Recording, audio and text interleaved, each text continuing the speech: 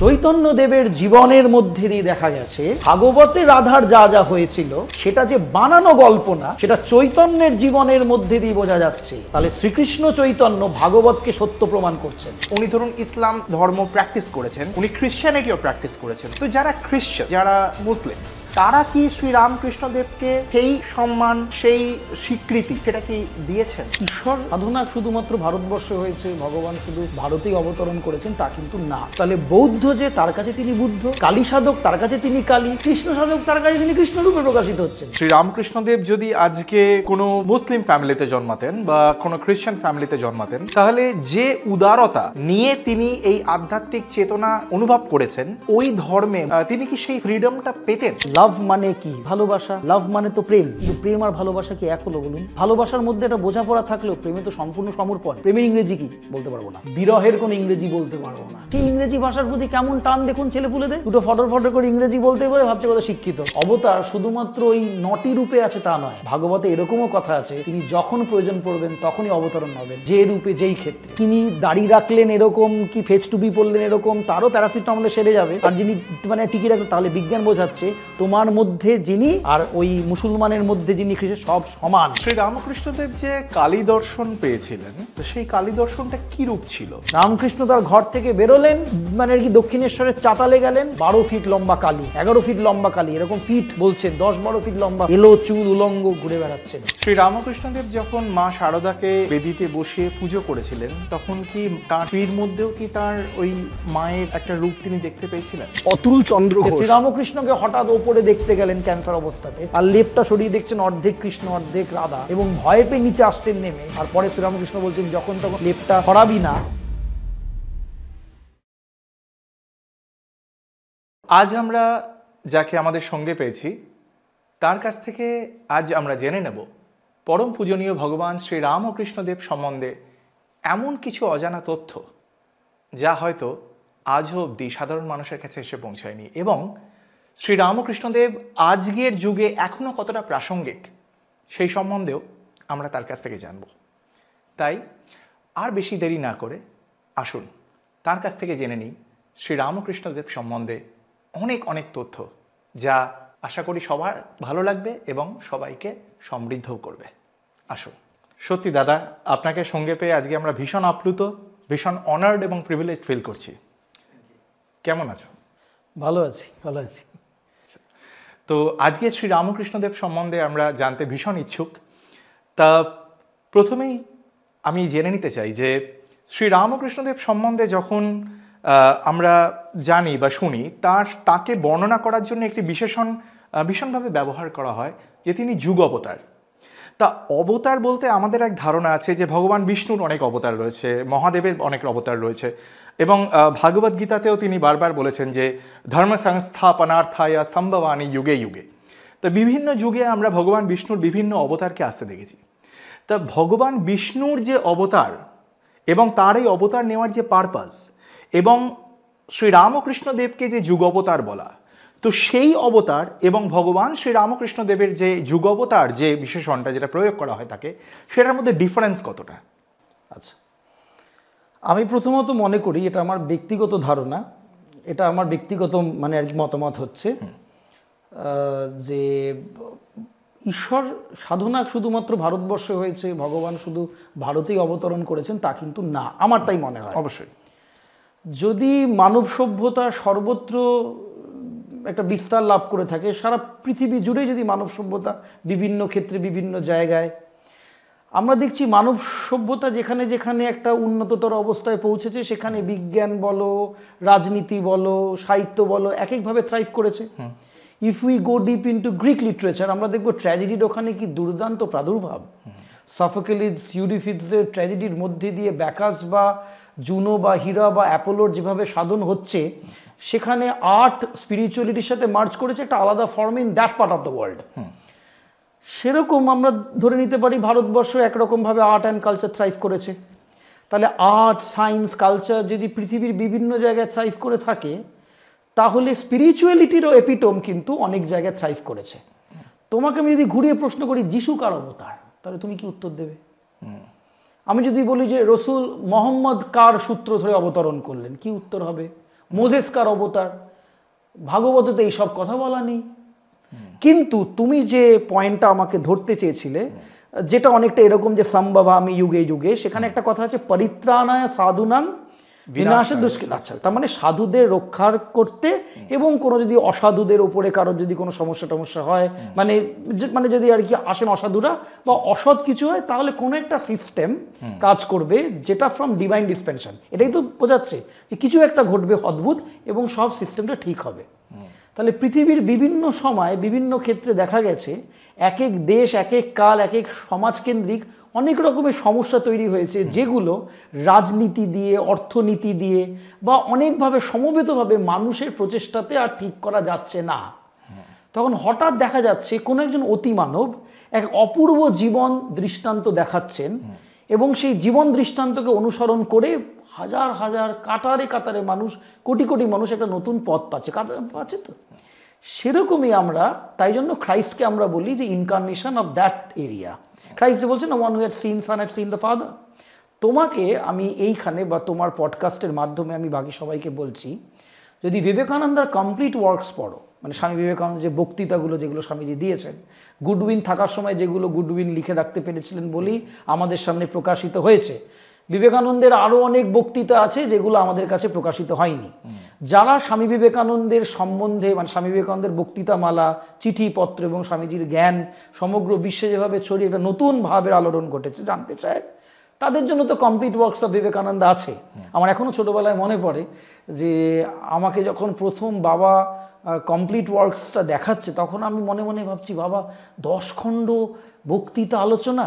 তখন ভাবতাম যে কত বক্তৃতা দিচ্ছে, কেন কি স্বামীজি তো হবে সব তো এক্সটেম্পোর। স্বামী বিবেকানন্দ কিছু লিখে নিয়ে যেতেন না, দাঁড়াতেন, বলতেন, কখনো কখনো বলতেন কে আমার মধ্যে দিয়ে বলাচ্ছে। এটা কিন্তু আমরা পেয়েছি কথার পরিপ্রেক্ষিতে। একটা অজানা তথ্য আসুক, অজানা নয়, এটা স্বামী শিষ্য ইয়েতে পাওয়া যায়, সংবাদ বলে বইতে আছে। স্বামীজি শরৎচন্দ্রকে বলছেন যে এমনও হয়েছে যে আমেরিকাতে he is giving lectures day in and day out. 14টা লেকচার, 15টা লেকচার উনি উইকে দিচ্ছেন। প্রত্যেকটা লেকচার রেকর্ডেড হচ্ছে, প্রত্যেকটা আইডিয়া নতুন নতুন হচ্ছে। স্বামীজি বলছেন এমনও দিন গেছে কালকে কি বলবো নতুন কথা মনে আসছে না, অনেক ভাব, অনেক কথা বলা হয়ে গেছে। সাহেবদের যুক্তি মনকে দুমড়ে মুচড়ে দেশের কথা বলবো, আবেগের কথা বলবো নয়, দেশের আবেগ নিয়েই বলবো, কিন্তু যুক্তি থাকবে, আধুনিকভাবে সেটাকে বলবো, নতুন তত্ত্ব মাথায় আসছে না। স্বামীজি বলছেন তখন দেখছি আমারই সামনে আমারই মতন একজন দাঁড়িয়ে আছে, আচ্ছা, আর আমাকে অনর্গল শুনিয়ে যাচ্ছে সেই কথাগুলো যেগুলো আমি পরবর্তী সময় বলবো। এমন এমন অনেক কথা যা আমি জীবনেও পড়িনি। সে আমাকে বলছে, আমি তার কথা শুনতে পাচ্ছি। দিয়ে স্বামীজি বলছেন এটা কিন্তু আমি কল্পনা করছি না রে ভাই, আমার পাশে যাদের ঘরেতে আছি সেই গেস্ট, মানে আমি তো তার গেস্ট, সেই হোস্টও, সেই বাড়ির মালিকও শুনতে পাচ্ছে যেন কে আমার সাথে কথা বলছে। তো আমার নক করছে দরজাতে, স্বামীজি আপনি কি ঘুমাননি, আপনি কি কারোর সাথে কথা বলছেন না নিজে কথা বলছেন? তখন আমি চুপ করে যেতাম, বুঝতাম যে এটা শুধু আমার অনুভূতি নয়, কোনো অলৌকিক ভাব, কোনো এক অলৌকিক শক্তি আমাকে পরিচালন করছে। তো বিবেকানন্দের এরকম যে বক্তৃতামালাগুলো আমরা পাই, আমি পডকাস্টের মাধ্যমে বলছি, read the life and the lectures of Vivekananda to find all the solutions, all প্রবলেমসের সলিউশন সেখানে আছে। সেটা আমরা ততদিন অবধি পেয়েছি যতদিন অবধি গুডউইন স্বামীজির সাথে ছিলেন। একজন বিখ্যাত আমেরিকান স্টেনোগ্রাফার, জার্নালিস্টের মতন, স্বামীজিকে কম বয়সে আমেরিকায় দেখে মোহিত হয়ে যান, চাকরি বাকরি ছেড়ে দিয়ে বলেন যে আমি তোমার সাথেই ভিড়ে যাব। স্বামীজির ডান হাতের মতন, উনি যখন দেহ ছাড়েন তখন স্বামীজি খুব কেঁদেছিলেন, বলেছেন আমার ডান হাতটা কেটে গেল। তখন কিন্তু শর্ট হ্যান্ড রাইটিং। তো পরবর্তী সময় বিবেকানন্দ যে আবার গেলেন পাশ্চাত্যে, তখন যে জিউরি মেম্বার হয়ে গেলেন ওয়ার্ল্ড পার্লামেন্ট অফ রিলিজিয়ান্সের, তখন যে আরও দুর্দান্ত কথাবার্তাগুলো সমগ্র দেশ বিদেশ জুড়ে বলেছেন, তার রেকর্ড আমরা পাই না। আচ্ছা, সেগুলো হারিয়ে গেছে। কোথাও কোথাও এরকম লেখা আমরা পাই চিঠিপত্র দিয়ে যে একটা ট্রাঙ্ক পুরো অপ্রকাশিত কিছু বক্তৃতা আছে, কিন্তু সেটা কোথায় যে গেল আমরা জানি না, হয়তো ঈশ্বরের ইচ্ছাতে সেগুলো প্রকাশিত হয়নি। এমনিতেও স্বামী বিবেকানন্দের জীবন যেটা আমরা পাই, রামকৃষ্ণ মঠ মিশন যেটা প্রকাশ করেছে, সেখানে রামকৃষ্ণ মিশনের বইতেই আছে। আচ্ছা, অখন্ডানন্দজি মহারাজের স্মৃতিকথা বলে একটা বই আছে, যেটা রামকৃষ্ণ মিশন থেকেই প্রকাশিত। অনেকে ভাবে যে আমরা কথাগুলো বানিয়ে বানিয়ে বলি, না, এই যে তুমি বললে প্রথমে যে অজানা তথ্য, কোনো কিছু অজানা না। আমি কি শ্রীরামকৃষ্ণকে দেখেছি না, আমি স্বামীজিকে দেখেছি না, তাহলে আমার কাছে অনেক তথ্য আছে। সেই তথ্যগুলো কোথা থেকে প্রকাশিত হয়েছে? রামকৃষ্ণ মিশন থেকে প্রকাশিত হয়েছে, বা শ্রীরামকৃষ্ণ স্বামীজি আর মাকে যারা চাক্ষুষ দেখেছেন অন্যান্য প্রেস থেকে তারা লিখে গেছেন, বিখ্যাত বিখ্যাত ব্যক্তিরা তাদের স্মৃতিকথা সেখান থেকে পেয়েছি। একটু পড়াশোনাটা করতে হবে। শুধু গম্ভীরানন্দজি মহারাজের বই পড়লে বা শুধু মানদা শঙ্কর দাশগুপ্তের বই পড়লে নয়, রামকৃষ্ণ মঠ মিশন জুড়ে প্রচুর গুরু ভাইদের যে স্মৃতিকথাগুলো আছে, যারা একদম নরেনকে কাছ থেকে দেখেছে। বিবেকানন্দের জীবনী নিয়ে বই প্রকাশিত হয়েছে, সেই বইতে ব্রহ্মচারীরা পড়ে দেখছেন যে অখণ্ডানন্দজি মহারাজ, যিনি শ্রীরামকৃষ্ণের শিষ্য এবং স্বামীজির গুরু ভাই, তার প্রিয় নরেন সম্বন্ধে যে কথাবার্তাগুলো বলতেন, যেগুলো অনেক সময় অতিলৌকিক মনে হতো, অলৌকিক না বললেও। কেন কি স্বামীজি ছিলেন অতিলৌকিক ব্যক্তিত্ব। মানে এখানে যদি আমাদের সামনে বিবেকানন্দ থাকতো, সব নজর সেদিকেই চলে যেত। রোমারোলা বলেইছিলেন, wherever he went he was the first, nobody could have ever imagined him in the second place। তো সেরকম একজন ব্যক্তিত্ব, যাকে শ্রীরামকৃষ্ণ পর্যন্ত বলছেন মা তোকে 18টা গুণ দিয়ে নিয়ে এসছে, তার মধ্যে এত রূপ একটা গুণ, রূপ হতে জ্ঞায়তে। সাহেবদের কাছে তিনি তার বেস্টটা পাঠিয়েছিলেন দেখানোর জন্য যে তোদের ওই সাদা চামড়া রূপটা তো রূপ, দেখ ভারতের ঋষির রূপ কাকে বলে। তো স্বামী বিবেকানন্দর যদি আপনি ওই যদি স্বামীজির যদি জীবনীতে সেখানে যখন হলো প্রকাশিত, জীবনী প্রকাশিত হওয়ার পর কিন্তু তার গুরু ভাইদেরকে ব্রহ্মচারীরা বলছে যে মহারাজ, আপনি যে আমাদেরকে নরেন সম্বন্ধে অনেক কথা বলেন, বইতে তো কিছু পেলাম না। অখণ্ডানন্দজি মহারাজের স্মৃতিকথায় আছে, সেখানে গঙ্গাধর মহারাজ বলছেন, দেখ নরেনের অনেক কথা মঠ লুকিয়ে রাখলো, মানে আটকে রাখলো। 80% শব্দটা বলা আছে, বলছে ওগুলো যদি প্রকাশ করি তাহলে মানুষ বিশ্বাস করবে না। আচ্ছা, আমি তোমার এবার প্রশ্নে আসছি যে যুগ প্রয়োজন আমি ওই জন্য বলছি, কেন কি তুমি যেটা বললে আমাকে যে যুগাবতার, বিষ্ণুর অবতার ইত্যাদি, তুমি যদি দেখো তাহলে স্বামী বিবেকানন্দের একটা লেখা আছে ওই কমপ্লিট ওয়ার্কসে, যেখান থেকে এতগুলো কথা এলো। কমপ্লিট ওয়ার্কসে স্বামীজি বলছেন ইনকার্নেশন কাকে বলে, অবতার কাকে বলে। আমি কারোর সেন্টিমেন্টে হার্ট করে বলছি না, কিন্তু একটু ভেবে দেখবেন যে বলছি। দেখুন, কালীকে তো আমি দেখিনি, কৃষ্ণকে তো আমি দেখিনি, বা মানব সমাজ দেখেনি। আহা, যিনি ধ্যান করেছেন তিনি সাধনায় দেখেছেন, কিন্তু সাধনালব্ধ অনুভূতি তো যার যার তার। কেউ কালী নিয়ে, মা কালী নিয়ে সাধনা করছেন, তিনি মাকে দেখছেন, মানে ভগবানকে দেখছেন মাতৃরূপে। ফিজিক্সের নিয়ম অনুযায়ী ইলেকট্রনস প্রোটন সব কিছু হয়তো সেই রূপ নিচ্ছে, because he is wanting that.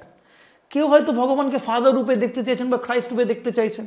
যিনি আপনি ধরুন বুদ্ধিস্ট, তিনি তো সারা জীবন ধরে বুদ্ধের অনুসরণ করার জন্য, বা বুদ্ধকে যদি একটু চাক্ষুষ দেখতে পারি, তার মধ্যে কিন্তু কালীর স্মৃতি নেই।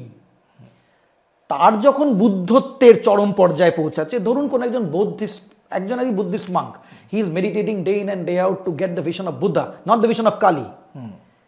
আপনি কি আমাকে তর্ক করে বলতে পারবেন যে কালীর দর্শন যে কালী সাধক করছে তখন তার যে অনুভূতি হচ্ছে, আর বুদ্ধের দর্শন কখনো একজন বৌদ্ধ সাধক বা নানকের দর্শন যখন কেউ একজন শিখ করছে, তার আলাদা অনুভূতি হচ্ছে না? হয়তো। তাহলে আপনি আপনার শাস্ত্রকেই ডিফাই করে দেবেন এইটাতে, যেখানে উনি বলছেন সর্বং কালিদং ব্রহ্ম একম অদ্বিতীয়ম। তাহলে তিনি অদ্বিতীয়, কিন্তু তিনি বহুরূপে প্রকাশিত। তাহলে বৌদ্ধ যে, তার কাছে তিনি বুদ্ধ, কালী সাধক তার কাছে তিনি কালী, কৃষ্ণ সাধক তার কাছে তিনি কৃষ্ণরূপে প্রকাশিত হচ্ছেন। তার কাছে তিনি যার কাছে যে রূপে, আবার কেউ তাকে কোনো রূপে দেখতে চাইছে না, বিরাট রূপে, তো ওয়ার্ডসওয়ার্থ থ্রু নেচার ডিভিনিটিকে অনুভব করছেন। তো স্বামী বিবেকানন্দ বলছেন, এই যে আমি স্বামীজির কথাটাকে সিম্পলিফাই করে বলছি, এই যে ধরুন আমি কালীকে দেখিনি, কৃষ্ণকে দেখিনি, তাহলে কালী কৃষ্ণ কি নেই? বুদ্ধ নয় তাও ঘুরে বেরিয়েছেন, খ্রাইস্ট কি নেই? তাহলে কি প্রমাণ? আমরা চৈতন্যকে দেখেছি।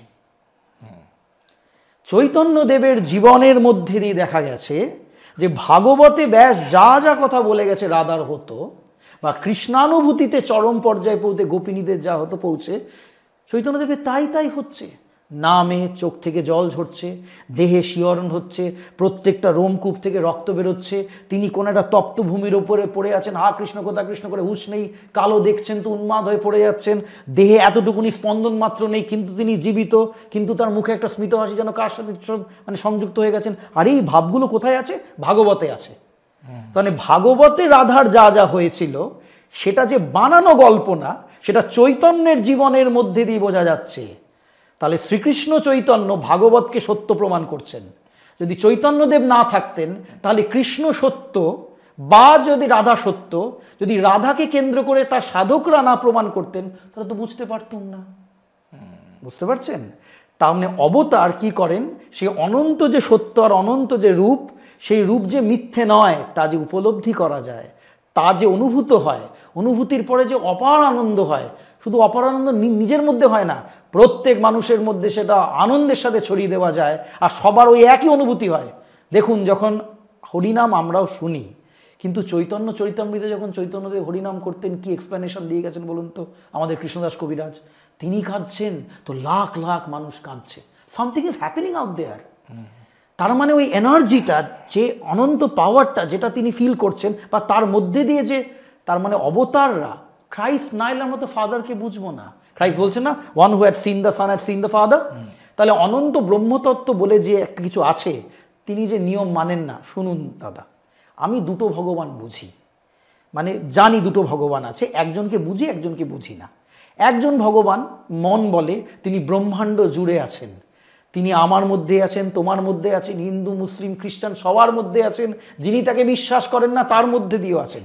যিনি আমার মধ্যে দিয়ে এই হৃৎস্পন্দন রূপ নিয়ে রক্তে সঞ্চালন হয়েও প্রকাশিত, আবার চারিদিকে হাওয়া বাতাস রূপেও প্রকাশিত। যিনি extremely diversified, various and mysterious. তাকে বুঝতে চেয়েও মনে হয় বোঝা হলো না। স্বামীজি বলছেন, one who had known god, can God be known, can God be defined? If God can be known, if God can be defined, then he remains God no longer. এগিয়ে কি বলছেন, কিন্তু যদি নিজেকে যে জানে সেই তারে জেনেছে। আত্মদীপভব মতন ব্যাপার। তাহলে আমরা দেখতে পাচ্ছি যে যখন আমি তোমাকে এই কথাটা বলছি, এই যে আমি সেই ভগবানকে মনে মনে বিশ্বাস করি বা অনুভব করি যে কিছু একটা তো কাজ করে চলেছে, যার ব্যাখ্যা আমি করতে পারবো না, তাকে আমি মানি। আমি সেই ভগবানকে মানি না যিনি বলেন মাছ খেতে হবে না, মাংস খেতে হবে না, বা গরুর মাংস খেলে সমস্যা আছে। আমি কথাটা অন্যভাবে বললাম, কিন্তু আমাদের তো খাদ্যাখাদ্যের বিচার আছে। বলুন, আমি গোমাংস ভক্ষণকে সাপোর্ট করতে হবে কি করতে হবে না বলছি না। আমি শুধু বলছি যে খ্রিস্টান ধর্মে কি একজন এমন পাদ্রী নেই, খ্রিস্টান ধর্মে কি একজন এমন সাধক নেই যে ভগবানকে উপলব্ধি করতে পেরেছেন? মুসলমান ধর্মে কি এমন কোনো পীর নেই যিনি আল্লাহর চরম পর্যায়ে গিয়ে অবস্থায় দাঁড়িয়েছেন? তিনি কি গোমাংস ভক্ষণ করেননি? আমি প্রাচীন অবস্থাতে বৈদিক যুগে, তাহলে খাদ্যাখাদ্যের ওপরে ধর্ম যিনি বলছেন না, মানে আমি সেই ভগবানকে মানি না যিনি বলছেন তোমাকে বোরখা পড়তে হবে কি শাঁখা সিঁদুর পড়তে হবে, যিনি বিধান দিচ্ছেন। বিবেকানন্দ বলছেন সেই যে অনন্ত ঈশ্বর, যে অনন্ত ঈশ্বর সর্বত্র প্রকাশিত, তাকে কী রূপে প্রেম করতে হয়, কিভাবে ভালোবাসতে হয়, কি আচার অনুশাসনের মধ্যে দিয়ে যেতে হয়, যদি কল্পনা করতে হয় তাহলে আমাদেরকে একটা যিশুকে কল্পনা করতে হবে, একটা বুদ্ধকে কল্পনা করতে হবে। Your Buddha will give Buddhist people an idea of how God can be. Their Christ is giving them an idea of how eternity can be. Our Chaitanya and Ramakrishna are giving us ideas how our eternity can be.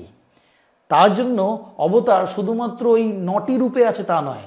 ভাগবতে এরকমও কথা আছে, তিনি যখন প্রয়োজন পড়বেন তখনই অবতরণ হবেন, যে রূপে যেই ক্ষেত্রে। বা রামকৃষ্ণ কি করে যুগাবতার, মানে এখানেই কি যত মত তত পথ ফিলোসফিটা চলে আসে? যত মত তত পথ তো আরো উচ্চ একটা ভাব। আমি ওই প্রশ্নটার মধ্যে আসছি যে যুগাবতার কেন, যুগের নিরিখে কি প্রয়োজনীয়তাটা ছিল যার জন্য শ্রীরামকৃষ্ণকে যুগাবতার বলা হচ্ছে। What was the need of that age? যুগের প্রয়োজনটা এই ছিল যে we were being ruled by those people out from Europe.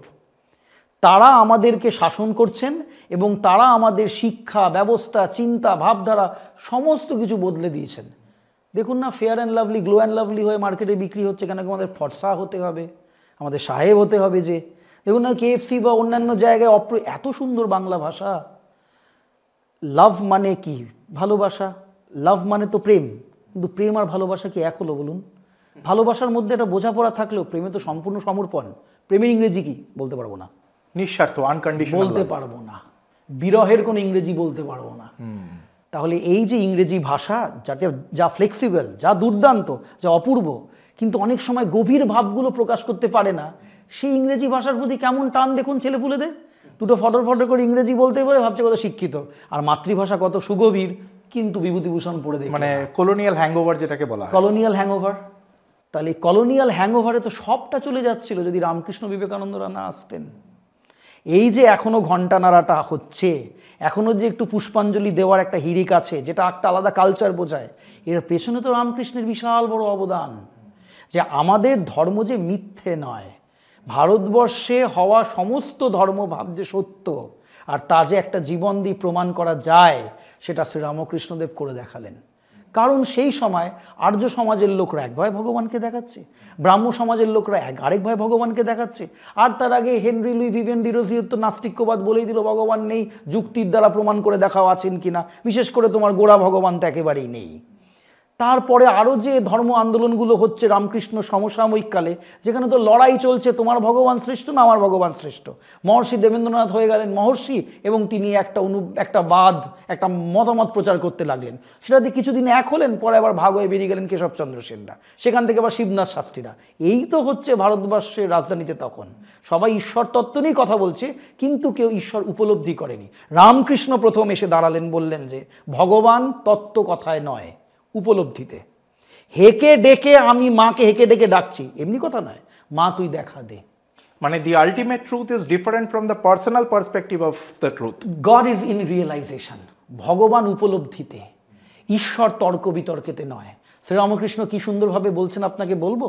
রামকৃষ্ণের কথামৃতে একটা কথা আছে, জমিদার কি খাবেন সেটা জমিদার অর্ডার করেছেন, কেউ লিখে নিয়েছে, এইবার সেই যে লেখাটা সেটা পেয়াদা মানে আর মারফত যাচ্ছে। হঠাৎ জমিদার কি খাবেন তিনি আসছেন, তো তিনি তার বাড়িতে আসছেন, তিনি একটা ফর্দ লিখেছেন, ফর্দটা আবার হারিয়ে গেছে। এবার সবাই ছুট নাই, পেয়াদা সব ছোটাছুটি লাগিয়েছে যে ফর্দটা কোথায় আছে দেখি। জমিদারের একটা তদারকির ব্যাপার, তার একটা রক্ষণাবেক্ষণের ব্যাপার আছে, তো সবাই খুঁজে খুঁজে দেখছে যে কোনো একটা সোফার তলা থেকে বা খাটের পাশ থেকে ওই ফর্দটা খুঁজে পাওয়া গেল। এবার ফর্দটাকে পড়া হলো, পড়ে এবার জিনিসটা আনা হলো। জিনিসটা আনার পরে কি ফর্দের কোনো প্রয়োজনীয়তা আছে? নেই। শ্রীরামকৃষ্ণ বলছেন গ্রন্থ না তো গ্রন্থি, বই বা পুস্তক তোমাকে ওইটুকুনি জ্ঞান দেবে যে কিভাবে কোন রূপে তাকে পেতে পারি, কিন্তু একবার তুমি যখন সাধন পথে নেমে গেলে, যখন তাকে উপলব্ধিতে নেমে যাচ্ছ, তখন পুস্তক প্রয়োজন নেই, তখন তার প্রয়োজন নেই, তখন তোমার অনুভূতির ওপরে দাঁড়িয়ে আছে। You can read a lot of love stories there, but what is love you have to feel when you will love yourself. প্রেমের গল্প পড়তে পারো, ত্যাগ অনুভূতি, কিন্তু প্রেমানুভূতি অন্য জিনিস, সেটা করে দেখতে হবে। তাই রামকৃষ্ণ মিছে, রামকৃষ্ণ ফালতু, অনেক কথা ওঠে দাদা। চৈতন্যদেবের এই ন্যাকা চৈতন্য শব্দগুলো আছে তো, কিন্তু চৈতন্য অনুভূতি কি, রামকৃষ্ণের অনুভূতি কি, সেটা রামকৃষ্ণকে শুধু পড়লে হবে না, ধ্যানে নামাতে হবে। রামকৃষ্ণ আর রামকৃষ্ণের তত্ত্ব, যে কালী তত্ত্ব বহুরূপে প্রকাশিত হচ্ছে, বহুমাত্রিক, সেটা উপলব্ধির বস্তু। এ শ্রীরামকৃষ্ণ জীবন পড়ুন আর স্বামী বিবেকানন্দ জীবন পড়ুন, এর ধ্যানমগ্নতায় যেতে হবে, রিয়েলাইজেশন। সেই গড রিয়েলাইজেশন যেটা রামকৃষ্ণদেবের হয়েছিল, বা তিনি যেটা রিয়েলাইজ করেছিলেন, সেই রিয়েলাইজেশনটা আজকের যুগের মানুষকে আমি কিভাবে বোঝাবো, যারা অনেকটাই আধ্যাত্মিক বিমুখ হয়ে গেছে, বা বিশেষ করে যারা নাস্তিক, আচ্ছা, তাদেরকে আমি এই গড রিয়েলাইজেশনটা কিভাবে বোঝাবো? দেখুন, আমি আপনারই প্রশ্নের উত্তর শ্রীরামকৃষ্ণের উত্তরের হয়ে দিচ্ছি। মানে রামকৃষ্ণ কি বলেছিলেন? শ্রীরামকৃষ্ণ প্রথম দর্শনেই মাস্টারমশাইকে বলছেন যে, শ্রীরামকৃষ্ণ মাস্টারমশাইকে বলছেন যে তোমার পরিবারটি কেমন, পরিবার মানে স্ত্রীর কথা বলছেন। মাস্টারমশাই যিনি কথামৃত লিখেছেন, মহেন্দ্রনাথ গুপ্ত শ্রীম, তিনি বলছেন ভালো কিন্তু অজ্ঞানী, ভালো কিন্তু অজ্ঞান, অজ্ঞান মানে ইলিটারেট। তখন শ্রীরামকৃষ্ণ বলছে না তুমি ভারী জ্ঞানী, ঘুরি বলছে, দি বলছে তুমি ভারী জ্ঞানী। তখন মাস্টারমশাই বলছেন তার অহংকার চূর্ণ হচ্ছে, তিনি আগে জানিতেন না, পরে জানিবেন যে ঈশ্বরকে জানার নামই জ্ঞান, আর তাকে না জানার নামই অজ্ঞান। এবার কথা এগোচ্ছে, এগোতে এগোতে শ্রীরামকৃষ্ণকে তিনি প্রশ্ন করেছেন যে আচ্ছা ঈশ্বর সাকার না নিরাকার? তখন শ্রীরামকৃষ্ণ বলছেন তিনি সাকার আবার নিরাকার দুই। তখন মাস্টারমশাই, যিনি সাহেবদের শিক্ষায় শিক্ষিত হয়েছেন, কলেজের অধ্যাপক, যিনি তখন ব্রাহ্ম আন্দোলনের সাথে যুক্ত, তিনি লিখছেন, কথামৃতে আছেন, তার মনে হচ্ছে ঈশ্বর সাকার হলে আবার নিরাকার কি করে হয়, দুধ সাদা হলে আবার দুধ কালো কি করে হয়, এরকম প্রশ্ন আসছে।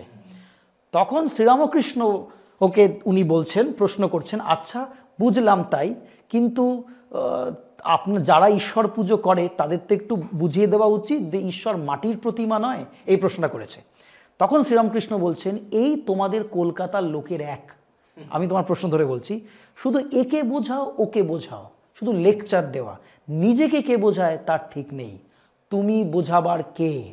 যিনি বাপ করেছেন, মা করেছেন, যিনি সন্তান করেছেন, যিনি বাতাস, এই সূর্য চন্দ্র করেছেন, প্রেম অনুভূতি সব করেছেন, তিনি এত কিছু করেছেন আর এই উপায়টি করে রাখেননি?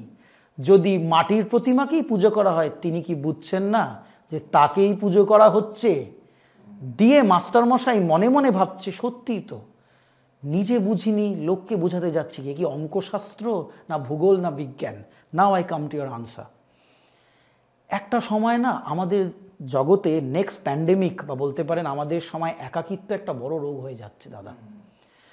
সেলফ এক্সপ্লোরেশন হচ্ছে না, কিন্তু সেলফ এক্সপ্লোরেশনের নামে আমরা সেলফিশ হয়ে যাচ্ছি। নিজেকে খোঁজা খুব ভালো জিনিস, কিন্তু নিজেকে যে চরমভাবে খুঁজেছে সে তো অপরের মধ্যেও নিজেকে পাবে। আমাদের কোথায় কমিউনিজম, ওয়্যার উই ওভারফ্লো, মানে where we go above the idea of Marxist communism. Marxist communism talks about economical communism. That's never going to happen. That is never going to happen. আপনার মধ্যে একটু বিশেষ জ্ঞান থাকবে, সেটি বিশেষ রূপে প্রকাশিত হবে, বিশেষ রূপে সমাজ আপনাকে তার কনসিকুয়েন্স হিসেবে একটু বেশি টাকা দেবে। আমার মধ্যে কম জ্ঞান, ইউ ক্যানট, আপনি একটা বিরাট কোহলির সাথে একটা ভেঙ্কটেশ আয়ারকে একসাথে আনতে পারবেন না, because he is the Virat Kohli. ওর মধ্যে দিয়ে একটা আলাদা এনার্জি এক্সপ্রেস হচ্ছে। কিন্তু বেদান্তিক কমিউনিজম বলে বিরাট কোহলির মধ্যেও বা আপনার মধ্যেও যিনি, আমার মধ্যেও তিনি। বেদান্তিক ইউনিটি এটা বলে যে এইটা প্লাস্টিক দিয়ে তৈরি, এই যে ল্যাপেলটা এটাও প্লাস্টিক দিয়ে তৈরি, এই যে আমার সামনে ক্যামেরাগুলো আছে প্লাস্টিক দিয়ে তৈরি, এগুলো সবই প্লাস্টিক, ডিফারেন্ট ফর্মসে, কিন্তু আসলে প্লাস্টিক। বেদান্ত বলে যিনি বোরখা পরে আছেন তার যখন জ্বর হয় তখন প্যারাসিটামলের কাজ দেয়। এটা বিজ্ঞানের কথা, কেন কি পিওর ফিজিক্স অ্যাকচুয়ালি এক্সপ্লেন্স, নেগেট করে না পিওর বেদান্তিক আইডিয়া।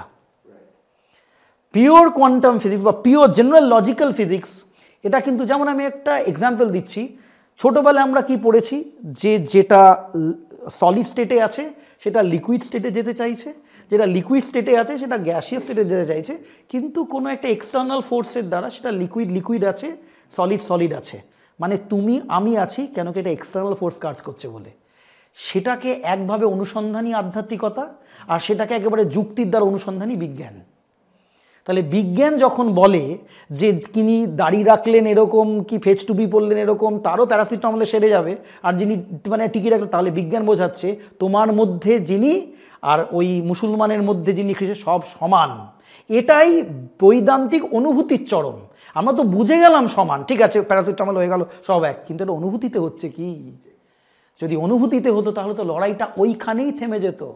তখন তো সারদা মায়ের কথাটা চরমভাবে আসতো যে যদি শান্তি চাও মা দোষ দেখো নিজের, কেন কি জগৎটা তোমার। তাহলে ইসরায়েল প্যালেস্টাইন যুদ্ধই মিটে গেল, হলো না তো? কিন্তু হচ্ছে না তো। কেন হচ্ছে না? কেন কি আমরা ওই ঈশ্বর অনুভূতিতে যাচ্ছি না, শুধু লেকচার আর বোঝাতে বোঝাতে চলে গেছি, নিজেকে বোঝাচ্ছি না, একা হয়ে পড়ছি। অনেক কিছু ফাঁকা তো ভেতরটা। জুতোর ওপরে একটা টিক মার্ক চাই, ফোনের পেছনে একটা খাওয়া আপেল চাই, পকেটের মধ্যে একটা পেন চাই যেটা অ্যারো মার্ক, তবে আমি একটা কিছু হলাম। আর ভেতরটা যে একেবারে ভালোবাসা না পেয়ে, আবেগ না পেয়ে, মানুষের মধ্যে না ছড়িয়ে গিয়ে। তো রামকৃষ্ণ বা বিবেকানন্দ আমাদেরকে বলছেন যত্র জীব তত্র শিব, connect to each and every human being as there is god in them. তাদের সাথে ভগবান আছে এই বলে স্বামী বিবেকানন্দ বলছেন, স্বামীজির কথা, যে মূর্তির মধ্যে তাকে পুজো করা যায়, আর মানুষ যে জলজান্ত চলে বেড়াচ্ছে, যাকে খাওয়ালে আনন্দ পায়, মারলে ব্যথা পায়, তার মধ্যে ভগবানের পুজো করা যায় না?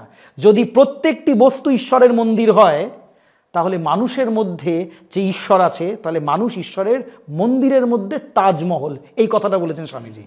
তো ওয়ার্শিপ ম্যান অ্যাজ গড। এই যে মানুষের মধ্যে ভগবান আছে, এটা কর্মযোগের মাধ্যমে, এটা জ্ঞান মার্গ।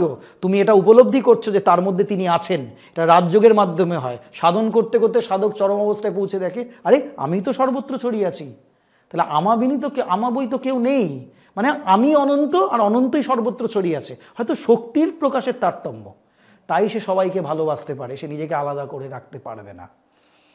তাহলে এই বোধে যদি আমরা না দাঁড়াই, যদি শুধুমাত্র we will have lot of money and we will have lot of entities and we will have lot of reels and lot of likes, তাহলে জীবনের একটা সময়ের পরে যখন শরীরের শক্তিটা চলে যাবে, মনের ভাবটা যখন একেবারেই দুমড়ে মুচড়ে যাবে, তখন কিন্তু একটি মানুষ লাগবে। Ask through your podcast I am asking all those people যাদের 15 মিলিয়ন ভিউজ হয় এক একটাতে, and they earn lakhs and lakhs of money, যখন ভেতরটা দুমড়ে মুচড়ে কেঁদে ওঠে, একজনকে ওই মিলিয়নের ফলোয়ার্সের মধ্যে ফোন করা যায় কি? যায় না। তখন এমন একটা আনকন্ডিশনাল লাভ লাগে, এমন একজন নিঃস্বার্থ, নিঃশর্ত, নিঃশুল্ক একটা প্রেমিক লাগে বা একটা মানুষ লাগে যে তোমার কথাটা শুনবে। এই জায়গাতে রামকৃষ্ণ দাঁড়ায়, এই জায়গাতে বিবেকানন্দ দাঁড়ায়। আমি নিজে অনুভূতি দিয়ে বলছি, শ্রীরামকৃষ্ণের কথা বললে বা স্বামীজির কথা বললে মনে হবে কোনো এক বন্ধু তার হাত ধরে আছে। রামকৃষ্ণই বলেছিলেন, আলপথ দিয়ে হেঁটে যাচ্ছ, বাবা ছেলের হাত ধরেছে আর ছেলে বাবার হাত ধরেছে। যেখানে ছেলে বাবার হাত ধরেছে সেখানে পড়ে যাওয়ার ভয় আছে, কিন্তু যেখানে বাবা ছেলের হাত ধরেছে সেখানে পড়ে যাওয়ার ভয় নেই। শ্রীরামকৃষ্ণ বলছেন, একটু করে দেখ না, আমি 16 টাং করেছি, তোরা 1 টাং কর। তো Ramakrishna is coming with an exemplary, যে আমি হেঁকে ডেকে বলছি ভগবান আছেন, তিনি কালী রূপে আছেন না, তিনি শুধু তোমার কালী ভক্তদের জন্য কালী রূপে আছেন, কিন্তু কৃষ্ণ ভক্তদের জন্য কৃষ্ণ রূপে আছেন। আমার কৃষ্ণানুভূতি মধুর ভাব দিয়েও দেখছি সত্য। তিনি খ্রিস্ট ধর্মের অবলম্বনকারী যারা চরম, দেখুন কতটা ইন্টেন্সিটি, তিনি কালী উপলব্ধি করছেন, মাকে অনন্ত জ্যোতি রূপে দেখছেন, কিন্তু তিনি মার কাছে ওই দেখে শান্ত হচ্ছে। তিনি বলছেন, মা তোকে আরও কে কী রূপে দেখিয়েছে আমি দেখব। মানে তিনি মেনে নিচ্ছেন যে আমি যারে দেখছি তিনি ব্রহ্মস্বরূপ এবং তিনি সর্বত্র রূপে প্রকাশিত হয়েছেন। মা, এই তার প্রশ্ন, this is the question of that age, মা তোকে আর কে কী রূপে দেখেছে, কে কী রূপে ডাকছে দেখব। তারপরে তিনি সাধনায় নামলেন। তিনি একের পর একের পথে ঠিক যেইভাবে সাধন করতে হয়, নিজে শাস্ত্রবাক্য পড়েননি, নিজে না বাইবেল পড়েছেন, না কুরআন পড়েছেন, না গীতা কিচ্ছু পড়েছেন, অশিক্ষিত হয়ে এসছেন, কিন্তু তার জীবন দিয়ে যা যা ঘটছে তাতে শাস্ত্রবাক্য মিলিয়ে নেওয়া যাচ্ছে। তো he is proving that all scriptures are true, all paths are true that had come to this world, all paths ending to the ultimate divine realization is true too, সেটাও সত্য, but divine realization is the same. আমি যিশুকে দেখছি, অনুভূতিটা এক হচ্ছে। আমি আমি মানে আর কি শ্রীকৃষ্ণকে দেখছি, রামকে দেখছি, আমার অনুভূতিটা এক হচ্ছে। আমার কালী দেখলাম বলে এক অনুভূতি হলো, আর কৃষ্ণ বলে এক অনুভূতি হলো, আলাদা হলো তা নয়। তাহলে যারা কৃষ্ণ নিয়ে মাথা ঘামাচ্ছেন এবং ভগবান কৃষ্ণকে শেষ কথা বলছেন, তারা একটা রামকৃষ্ণকে পেলেন, যিনি কালীর মধ্যে থেকেও যারা কালী ভক্ত সেখানে দাঁড়িয়ে আর কোন্দল করবেন না। রামকৃষ্ণ বলছেন, ওরে কোন্দলটা করিস না, ঝগড়াটা লড়িস না, তুই কালীকে মানিস এটা বেশ, তুই কৃষ্ণকে মানিস এটা বেশ, কিন্তু এটা ভাবিস না যে যিশুকে মানে তার অনুভূতি আর তুই কালীকে মানছিস বলে তোরটা আলাদা ওরটা আলাদা হবে। এটাই যুগাবতারের বৈশিষ্ট্য। কিন্তু দাদা, আমরা ভগবান শ্রী রামকৃষ্ণদেবের গড রিয়েলাইজেশন, এটা যে অন্যান্য মানুষের তৈরি করা ধর্মের ঊর্ধ্বে, এটা আমরা যেভাবে রিয়েলাইজ করেছি, উনি যে ধর্মগুলোকে প্র্যাকটিস করেছেন, যে অন্য পথ দিয়েও কিভাবে সেই একই আলটিমেট ট্রুথে পৌঁছানো যায় বা সেই ট্রুথটাকে রিয়েলাইজ করা যায়, সেই ধর্মের মানুষরা কি শ্রী রামকৃষ্ণ দেবকে জানবার চেষ্টা করেছেন? মানে আমি বলছি যে উনি ধরুন ইসলাম ধর্ম প্র্যাকটিস করেছেন, উনি খ্রিশ্চানিটিও প্র্যাকটিস করেছেন, তো যারা খ্রিশ্চানস, যারা মুসলিমস, তারা কি শ্রী রামকৃষ্ণ দেবকে সেই সম্মান বা সেই বলতে পারি স্বীকৃতি সেটা কি দিয়েছেন? দেখুন, আমি আপনার প্রশ্নের উত্তরটা বিভিন্ন জায়গায় যখন বলতে যাই বা আমরা যখন ঘরোয়া আড্ডায় বসে এই প্রশ্নটা ওঠে, that's very natural that people who R following Ramakrishna, যারা রামকৃষ্ণকে অনুসরণ করছে সিরিয়াসলি, তারা অন্যান্য ধর্মদের লোকদেরকে যেভাবে দেখেন, আর অন্যান্য ধর্মভাবের মানুষরা রামকৃষ্ণকে কি সেইভাবে উদার চোখে দেখেন, বা অন্তত রামকৃষ্ণ যে ধর্মটা পালন করেছেন সেটাকে উদার চোখে দেখেন কিনা, এরকম একটা প্রশ্ন জাগছে। দেখুন, আমি আপনাকে আবার বলি, আমি এক সন্ন্যাসী মহারাজকে এই প্রশ্নটা করেছিলাম বহু বছর আগে, যখন আমি 11-12 পড়ি। আমি তার নাম নিচ্ছি না, তিনি এখন গোলপার্কে আছেন। তিনি আমাকে হঠাৎ বলেন, দেখ, 1 ডেচকি দুধ ফোটালে 1 চামচ ক্রিম বেরোয়, ক্লাসে ফার্স্ট বয় একটাই হয়, Ramakrishna philosophy is not for all. That's the first answer I gave. যেটা বেস্টেস্ট অফ দ্য থিওরি, যেটা সবচেয়ে সাবলাইম, সবচেয়ে ইউনিক, সেটা আবার সকলে সহজপাচ্য হবে না। এটা আমি প্রথমেই বলছি। কেননা দেখুন, আপনার প্রশ্নের মধ্যেই আপনার উত্তরটা আছে। আমি যদি প্রশ্নটা ধরি, যে রামকৃষ্ণ ভাব নিয়ে যারা এগোচ্ছেন, বা রামকৃষ্ণদেব যেমন সমস্ত ভাবগুলোকে দেখেছেন, রামকৃষ্ণদেব কিন্তু ইনার তাগিদে কাজটা করেছেন। তিনি কিন্তু কোনো একটা প্রিসেপ্ট প্রিচ করবেন বলে এটা হয়ে গেছে। সারদা মা নিজে বলেছেন যে তিনি ভেবেচিন্তে কোনো কাজ করেননি, এটা হয়ে গেছে। স্বামী বিবেকানন্দ বলেছেন যে রামকৃষ্ণদেবের কথা বা রামকৃষ্ণদেবের যে বাক্য, সেই রামকৃষ্ণদেবের বাক্যকে ধরে ভবিষ্যতে এক একটা বাক্য ধরে হাজার হাজার ফিলোসফির বই লেখা যাবে। আবার বলছেন স্বামীজি যে he led a life for others to explain. উনি একটা জীবনযাপন করেছেন, এবার অন্যরা তাতে ব্যাখ্যা করুক। উনি ওনার খেয়াল মতন ভগবানকে আর কি কি রূপে দেখা যায়, এটা কেমন জানেন তো, রামকৃষ্ণের ইচ্ছাটা কেমন আমি আপনাকে বলছি। ধরুন আমি একজন খুব ভালো, আপনি একটা খুব ভালো মডেল, আপনি অনেক দিন ধরে জিম টিম করলেন, করে আপনার খাজ টাজ হলো দেহে। এবার আপনার মনে হচ্ছে যে আপনি একটু এই পোশাকটাও পরে দেখুন কেমন লাগছে, ওই পোশাকটা পরেও দেখুন কেমন লাগছে। কেউ আপনাকে বললো মশাই আপনি তো শুধু ওয়েস্টার্নভাবেই শুটিং করছেন, একটু ইস্টার্নভাবে আসুন। তো আপনি একটু ধুতি পরে দেখে বললেন বাহ আমার তো এই চেহারায় ভালো লাগছে। কেন কি আপনার সাজতে আর সাজা অবস্থায় নিজেকে দেখতে ভালো লাগে, তাই আপনি বিভিন্ন সাজের মধ্যে দিয়ে যাচ্ছেন। ওনার ভগবান ছাড়া আর কিছু ভালো লাগতো না। রোমরোলা নিজেই বলেছেন যে উনি গান্ধীর মতন একজন বিখ্যাত রাজনৈতিকবিদ নন, রবীন্দ্রনাথের মতন বিখ্যাত সাহিত্যিক নন, কিন্তু ওনার অন্তর্জগৎ দেবতা আর ঈশ্বর ছাড়া আর কিছু নেই। He is completely a god intoxicated man. ভগবান নিয়ে পুরো নেশায় বুঁদ হয়ে আছেন। এরকম একজন ব্যক্তির মনে ইচ্ছা জেগেছিল যে অন্যান্য রূপে ভগবানকে কী রূপে দেখা যায়, অন্যান্যভাবে। শ্রীরামকৃষ্ণ তো ঈশ্বর বই আর কিছু বুঝতেন না। তার স্বাদ হয়েছিল যে পৃথিবী জুড়ে যে এত ধর্মমত আছে, সেই ধর্মমতের শেষ যদি সেই একই ভগবান হয়ে থাকে, আমি সেটাকে কিভাবে উপলব্ধি করব। তিনি সেই চরম পরাকাষ্ঠায় পৌঁছেছিলেন এবং তার ফলে পরবর্তী যুগের লোকদেরকে তিনি এই তথ্যটা রেখে দিয়ে গেলেন যে শুধুমাত্র কালী তত্ত্ব নয়, কৃষ্ণ তত্ত্ব নয়, যিশু তত্ত্ব সত্য, কোরআন তত্ত্ব সত্য, সেটা তিনি বলে দিয়ে গেলেন। এইবার বাছা আমাদের উপরে যে দায়িত্বটা রেখে দিয়ে গেল ভাই, আমরা যারা নিজেদের ধর্মমতের মধ্যেই লড়ালড়ি করছি, আমরা যারা একটু মাছ খেয়ে নিল, মাংস খেয়ে বলে ঠাকুর ঘরে ঢুকতে দিচ্ছি না, আমরা যারা অন্য ধর্মের লোকদেরকে অন্য পোশাক পরে আছে বলে হইচই করছি, I am not talking about other religion. আমি আজকেই কলেজের ছাত্রদের ক্লাস নিচ্ছিলাম, and I was talking about this idea যে টেররিজমের সাথে আমরা কেন একটা অপ্রয়োজনীয়ভাবে ধর্মকে মার্জ করে দিয়েছি। এটা একটা আলাদা গোঁড়ামি। যখন আমাদের যখন আমাদের পঞ্চায়েত ইলেকশন হয় তখন মারপিট হয়, তো প্রচুর খুনোখুনি হয়, তো পেটও পড়ে, বোম পড়ে, এটা তো এক লেভেলের টেররিজম। তো তখন যারা টেররিজম করে তাদের পদবিগুলো খুঁজি না। তো যদি মাওবাদীরা যখন আন্দোলন করছে, তারা মনে করছে যে আমাদের ইন্ডিয়ান কনস্টিটিউশন আমাদের সেরকম সুবিধা দিচ্ছে না, তাদের ভাব, এবং ইন্ডিয়ান কনস্টিটিউশন মনে করছে তাদের ঠিক না, সেই আপরাইজটা কোনোভাবে হচ্ছে, তখন যে মাওবাদীদের খুন করা হলো, যারা এতগুলো সৈনিক মেরে দিল, তখন তাদের পদবি দেখা হয় কি?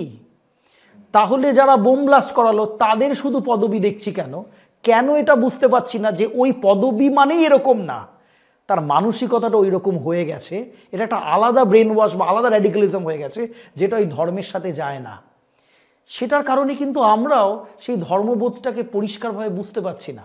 ইসলামের মধ্যে যে কালেকটিভ রিলিজিয়ানের যে অডাসিটিটা, অথরিটিটা আছে, সমবেতভাবে সাধন, ওটা কিন্তু আমরা এখনো হিন্দুরা সবাই মিলে পাইনি।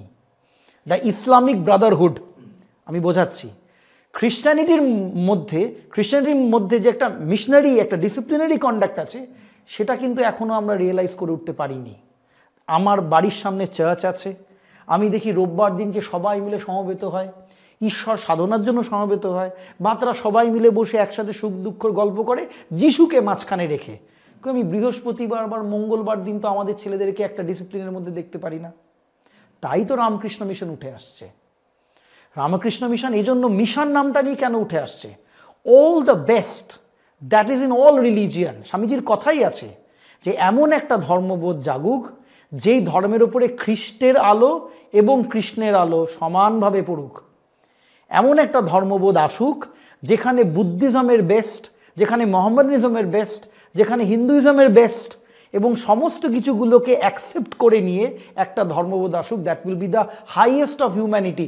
এটা 19 সেপ্টেম্বরে স্বামী বিবেকানন্দের হিন্দুইজম বলে যে বক্তৃতাটা আছে সেখানে পরিষ্কারভাবে স্বামীজি বলে গেছেন যে আগামী ধর্ম কীরূপ হওয়া উচিত, আর সেটাই রামকৃষ্ণের ওই অনুভূতি বা রামকৃষ্ণের ধর্মকে রিফ্লেক্ট করে।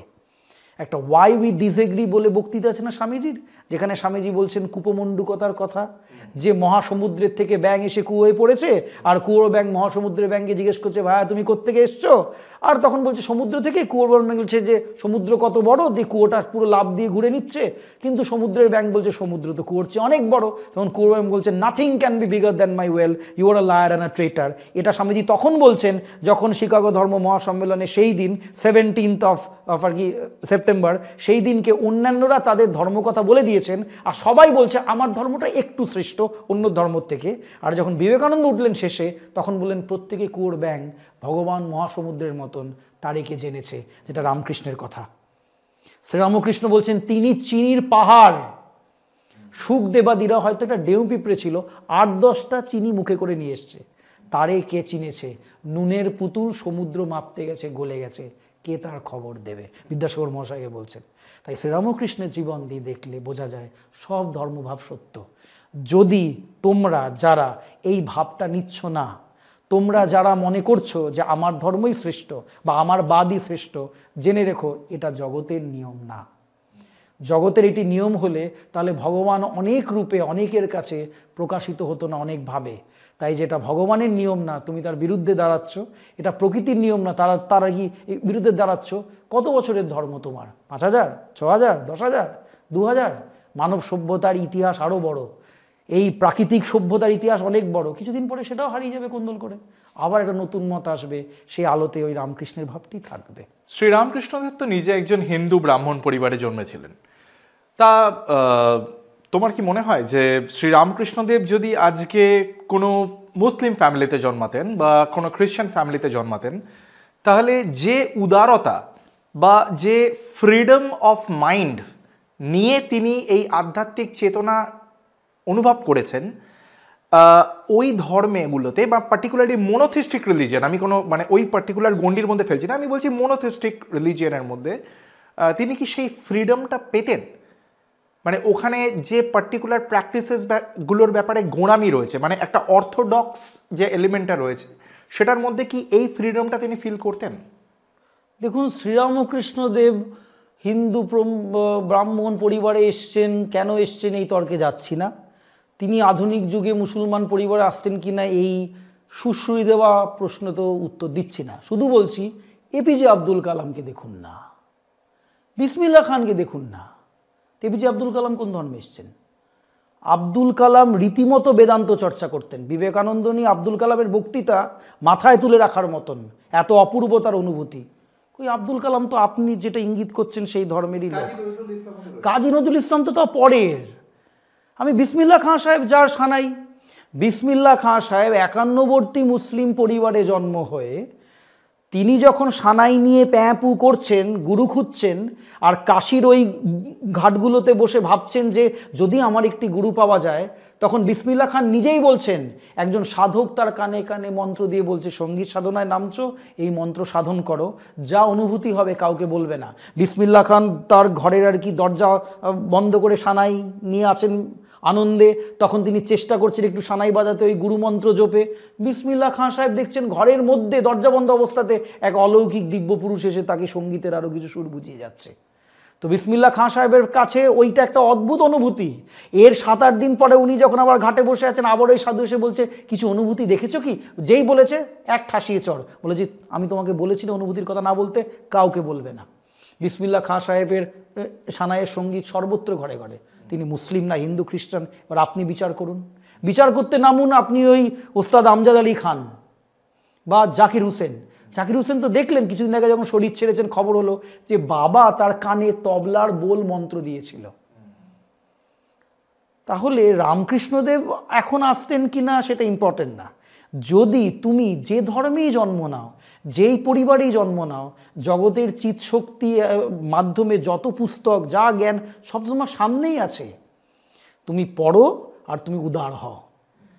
এবং কেউ যদি ভালো মতন কোরআন পড়ে, কেউ যদি মন দিয়ে কোরআন পড়ে, কেউ যদি মন দিয়ে আজান দেয়, জানেন প্রেমেশানন্দজি মহারাজ তার পত্রাবলীতে, রামকৃষ্ণ মিশনের একজন উচ্চ মার্গের সন্ন্যাসী, সারদা মায়ের কাছে দীক্ষা পেয়েছিলেন, ইন্দ্রদয়াল ভট্টাচার্য নাম ছিল তার।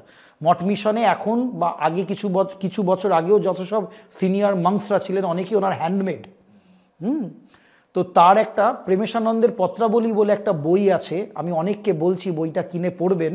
গোলপার্কের থেকে, রামকৃষ্ণ মিশন মানে আর কি থেকে, ইনস্টিটিউট অফ কালচার গোলপার্ক থেকে বইটা হয়েছিল প্রকাশিত। সেখানে নবাগত ব্রহ্মচারীরা বা যারা রামকৃষ্ণ মিশনের সবাই জয়েন করেছে তাদের কি কি মেন্টাল প্রবলেমস হচ্ছে সেগুলো নিয়ে তাকে চিঠি লিখতেন আর তিনি তার উত্তর দিতেন, যেগুলো অনেক প্রবলেমের সলিউশন এনে দেবে। যেমন অনেকে বলে না, একটু এটা চেখেই দেখি না, এটা একটু অন্যায়টা করেই দেখি না, আর 5 জন করেছে আমরা একটু করে দেখি, করে দেখতে ক্ষতি কি, না সব কিছু একটু করে দেখা উচিত। যেমন আপনি জানি যে মদ খেলে শরীর খারাপ হবে, তো একটু করে দেখি না। এরকম যদি প্রশ্ন কারোর মনে ওঠে, তাহলে ওই চিঠিতে লেখা আছে, প্রেমেশানন্দজি মহারাজ বলছেন একজন ব্রহ্মচারীর মনে প্রশ্ন এসেছে, তো তাকে উত্তর দিয়ে বলছেন, তুমি যখন রাস্তা দিয়ে হাঁটো তখন কুকুরের বিষটা দেখতে পাও তো, মানে কুকুরের গু, মন কি বলে চেখে দেখবো, বিবেক বলে যে ওটা চাকতে নেই, এড়িয়ে যাও। তো তোমার মধ্যে এরকম বিবেক আছে যা তোমাকে বলবে চুরিটা করতে নেই, অন্যায়টা করতে নেই, লোককে একটা কাজ করে দেবো বলে পরে তার টাকা মারতে নেই। তাহলে তোমার বলে তো বিবেক, তাহলে ওটা এড়িয়ে যাও, ওই যে অশুভ চিন্তাটা এড়িয়ে যাও। দিস বিউটিফুল লেটার্স একজন নবাগত একজন বিখ্যাত সন্ন্যাসী বলছেন। তিনি একজন ব্রহ্মচারীকে উত্তর দিচ্ছেন, ব্রহ্মচারী লিখেছে, কবে বুঝবো আমি ঠিক ঠিক রামকৃষ্ণ ভাব বুঝেছি? তিনি বলছেন, যখন ভোরবেলা মঙ্গল আরতিতে উঠবে আর কানে আজান আসবে, তখন চোখটা বন্ধ করে ভাববে যিনি আজান দিচ্ছেন তিনি তোমার রামকৃষ্ণকেই ডাকছেন, সেদিনকে বুঝবে ঠিক ঠিক তুমি রামকৃষ্ণ ভাবে এসেছো। তাহলে আমি তোমাকে তোমার অনেক কথা বলতে গিয়ে প্রশ্নটা ভুলে গেলাম, আরেক প্রশ্নটা করো। হ্যাঁ, যে উনি যে ফ্রিডম, হ্যাঁ হ্যাঁ আসছি, এই তো আড্ডার মতন হচ্ছে, ঘর আড্ডার মতন। হ্যাঁ, আমি তোমাকে বলছি এটা সত্য ঘটনা যে অনেক মুসলিম বন্ধু আমার আছে, অনেক খ্রিস্টান বন্ধু আমার আছে। আমি নিজে আগে এক পডকাস্টে বলেছিলাম যে আমি যখন জেভিয়ার্সে পড়তাম তখন আমি বিবেকানন্দের সম্বন্ধে প্রথম শুনি, মানে পড়তে বলার যে তাগিদ, তোমাকে পড়তে হবে, জানতে হবে, not from my family, not from my teachers who belong to Hindu religion and that sort of, আমি ফাদার ফোর্সোর কাছ থেকে জানতে পাই। When I was in class 8 or 9, I was playing TT in St. Xavier's, father ফোর্সোর সাথে। ওনাকে আমি জিজ্ঞাসা করি যে এমন কোন বই পড়লে আমার মনে হবে যে আমার সব জানা হচ্ছে, আমি অনেক কিছু জানতে পারছি, বা আমার আইডিয়ালিজমের কাজে লাগবে বা ভালো লাগবে। ফাদার ফোর্সো আমাকে বলে, হ্যাভ ইউ রেড বিবেকানন্দা? আমরা বলি না, তখন বলেন read him, in him there is every solution. তো I understood, I heard about Vivekananda, somebody inspires me to read about Vivekananda, he is a Christian missionary. আমার বন্ধু, আমার এখনও বিএড আমি যখন পড়তাম, ফারুক বলে একজন, হয়তো সে শুনতে পারবে, আমি যখন মানে বিএড করতাম তখন ফারুক আমার বন্ধু ছিল, আমার সাথে ফারুকের ঘন্টার পর ঘন্টা স্বামীজি নিয়ে আলোচনা হতো। এখনও পর্যন্ত আমি যে কলেজের ছাত্রছাত্রী পড়াই তার মধ্যে 30% যদি মাইনরিটি হয়ে থাকে, আমি কিন্তু আমার পড়ানোর সময় রামকৃষ্ণ বিবেকানন্দের উল্লেখ প্রায় করে থাকি, চৈতন্য মহাপ্রভু বা ভারতের সাধকদের উল্লেখ বা ভারতের জনজীবনের উল্লেখ প্রায় করে থাকি, আধ্যাত্মিকতারও উল্লেখ প্রায় করে থাকি কোনো একজন ইংলিশ পোয়েটকে বোঝাতে গিয়ে। ক্লাসের পরে ওই কবি সম্বন্ধে আরও জানতে চাই না স্যার, স্বামীজির সম্বন্ধে আরও জানতে চাই, এই প্রশ্ন নিয়ে কিন্তু হিন্দুর থেকে আমার কাছে বেশি মুসলিম ছাত্ররাই আমার মনের কড়া নেড়ে গেছে। তাই আমি কিন্তু অন্য একটা দুনিয়া দেখি। If you spread hatred or if anybody spreads any sort of hatred to their question, let it be. But the good has its own aura. তোমার এই প্রশ্নের উত্তরে আমি একবারই বলবো তাদেরকে যারা যে কোনো ধর্মমতে গোড়াভাবে বিশ্বাস করে আর অন্য ধর্মমতকে এগোতে দেয় না। গিরিশচন্দ্র ঘোষকে শ্রীরামকৃষ্ণ বলছেন, ওরে যদি 1000 বছরের দরজা একেবারে খোলা হয় তাহলে আলো কি আস্তে আস্তে আসে না একেবারে আসে? গিরিশ বলছে, ঠাকুর একেবারে আলো আসে। মনটা একটু উদার করুক, অন্য ধর্ম মতগুলো একটু পড়ুক, জানুক, দেখবে তাদের পীররা, তাদের ফাদাররা বা তাদের পুরোহিত বা পণ্ডিতরা ওই সমান আবেগের দ্বারাই তাড়িত হয়েছে। শ্রী রামকৃষ্ণদেব যে কালী দর্শন পেয়েছিলেন, তো সেই কালী দর্শনটা কী রূপ ছিল এবং শুধু মা কালীর দর্শনেই কি তিনি সীমাবদ্ধ ছিলেন নাকি তিনি অন্যান্য দেবদেবীরও দর্শন পেয়েছিলেন, এবং সেটা কি শুধুমাত্র হিন্দু দেবদেবী নাকি অন্য ধর্মের দেবতা বা দেবীর দর্শনও তিনি পেয়েছিলেন? প্রথমে বলি যে কোনো এক দেবদেবীর যখন দর্শন হয় সেই দর্শন পাওয়ার একটা পদ্ধতি আছে। তো এক রকমের রিচুয়াল বা এক রকমের রেগুলেশন থাকে, সব শাস্ত্রেই বলা আছে তন্ত্রের এই মতগুলো দিয়ে বা এই পদগুলো দিয়ে গেলে দেবীর এরকম রূপ দর্শন হবে, দশমহাবিদ্যার দর্শন হবে এই সাধন মার্গের মধ্যে দিয়ে গেলে। বৈষ্ণব সাধনায় সেরকম কিছু মার্গ বা সেরকম কিছু অনুভূতির কথা, মানে সেরকম কিছু পদ্ধতির কথা বলা আছে, সব ধর্মেই আছে কম বেশি। কিন্তু শ্রীরামকৃষ্ণের ইউনিকনেসটা হচ্ছে শ্রীরামকৃষ্ণ প্রথমে মাকে মা বলেই ডাকলেন। তার কাছে কোনো রিচুয়ালস বা তার কাছে কোনো রেগুলেশন প্রথমে ছিল না। তিনি কোনো শাস্ত্র নির্ধারিত কর্মের মধ্যে দিয়ে গেছেন খুব, বা এরকম গুরু ছিল, সাধন করেছিলেন, কিন্তু বেশি ছিল হচ্ছে ব্যাকুলতা, আকুতি। এটা আপনি লীলা প্রসঙ্গে পাবেন। শ্রীরামকৃষ্ণ বলছেন, অনেক পডকাস্ট আজকাল শুনি যেখানে অনেক বিখ্যাত সাধকরা বলেন রামকৃষ্ণদেব তো সাধন না করেই মাকে পেয়ে গেছেন, তিনি কোনো মন্ত্র জানতেন না, প্রাতিষ্ঠানিক নিয়মে সাধন করেননি। এটা মিথ্যে কথা বা ভুল, তারা গভীরে পড়েনি।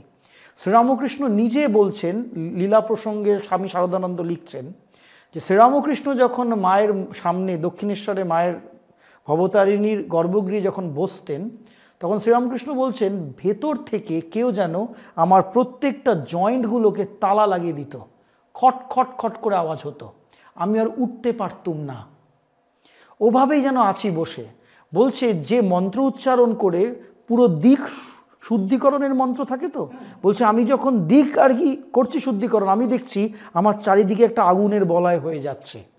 মানে তিনি যখন সাধন করতেন, সাধনা শুরুতে যে মন্ত্র উচ্চারণ বা সাধন পর্বে যেসব সাধনাগুলো, সেগুলো যেন 3 ডাইমেনশনাল 3D অবস্থায় দেখতেন। বলতেন অটোমেটিক লকটা খুলে যেত। তিনি বলছেন যেন ভেতর থেকে কেউ বন্ধ করে দিত, আবার ভেতর থেকে কেউ খুলে দিত, আমার ওঠবার জো ছিল না। শুরুর দিকের কথা। তার মধ্যে প্রচণ্ড ব্যাকুলতা ছিল, মাকে দেখার, মাকে পাবার, এই ব্যাকুলতাটা তার ভেতর থেকে এসেছে। মানে এই ব্যাকুলতা থেকেই কি তার ভাব সমাধিগুলো হতো? সমাধি তো ঠিক আছে, আসছি পরে এই কথাটা, কিন্তু তার অসম্ভব ব্যাকুলতা তাকে মাতৃদর্শনের কাছে নিয়ে যায়। ব্যাকুলতা কীরূপ হতে পারে? বলছে দক্ষিণেশ্বরের ঘাটে বসে শ্রীরামকৃষ্ণ মুখ ঘষছেন ঘাটে, রক্তারক্তি হয়ে যাচ্ছে, মুখ পুরো রক্তে ভরে যাচ্ছে, যেমন দেয়ালে মাথা টোকার মতন মাথা ঠুকছেন, হাউ হাউ করে কাঁদছেন। ঘাটে যারা স্নান করতে আসছে তারা মনে করছে এই লোকটার কি পেটে শুল বেদনা হয়েছে, সে এত কাঁদছে। শুধু বলছেন মা একটা দিন তো চলে গেল, আজও তোর দেখা পেলুম না। মা তুই কি কেবল পাথর? মা তুই যে রামপ্রসাদদের দেখা দিয়েছিলিস, তুই যে আরও সাধকদের দেখা দিয়েছিলিস, আমি কেন পাবো না? মন্ত্র জপছেন, মন্দিরের সামনে বসে হয়তো একটু আচমন টাচমন করছেন, ব্রাহ্মণের সন্তান ছিলেন, সবই জানতেন, কিন্তু মন যেন কোথাও বলছে এই মন্ত্রের দ্বারা হবে না।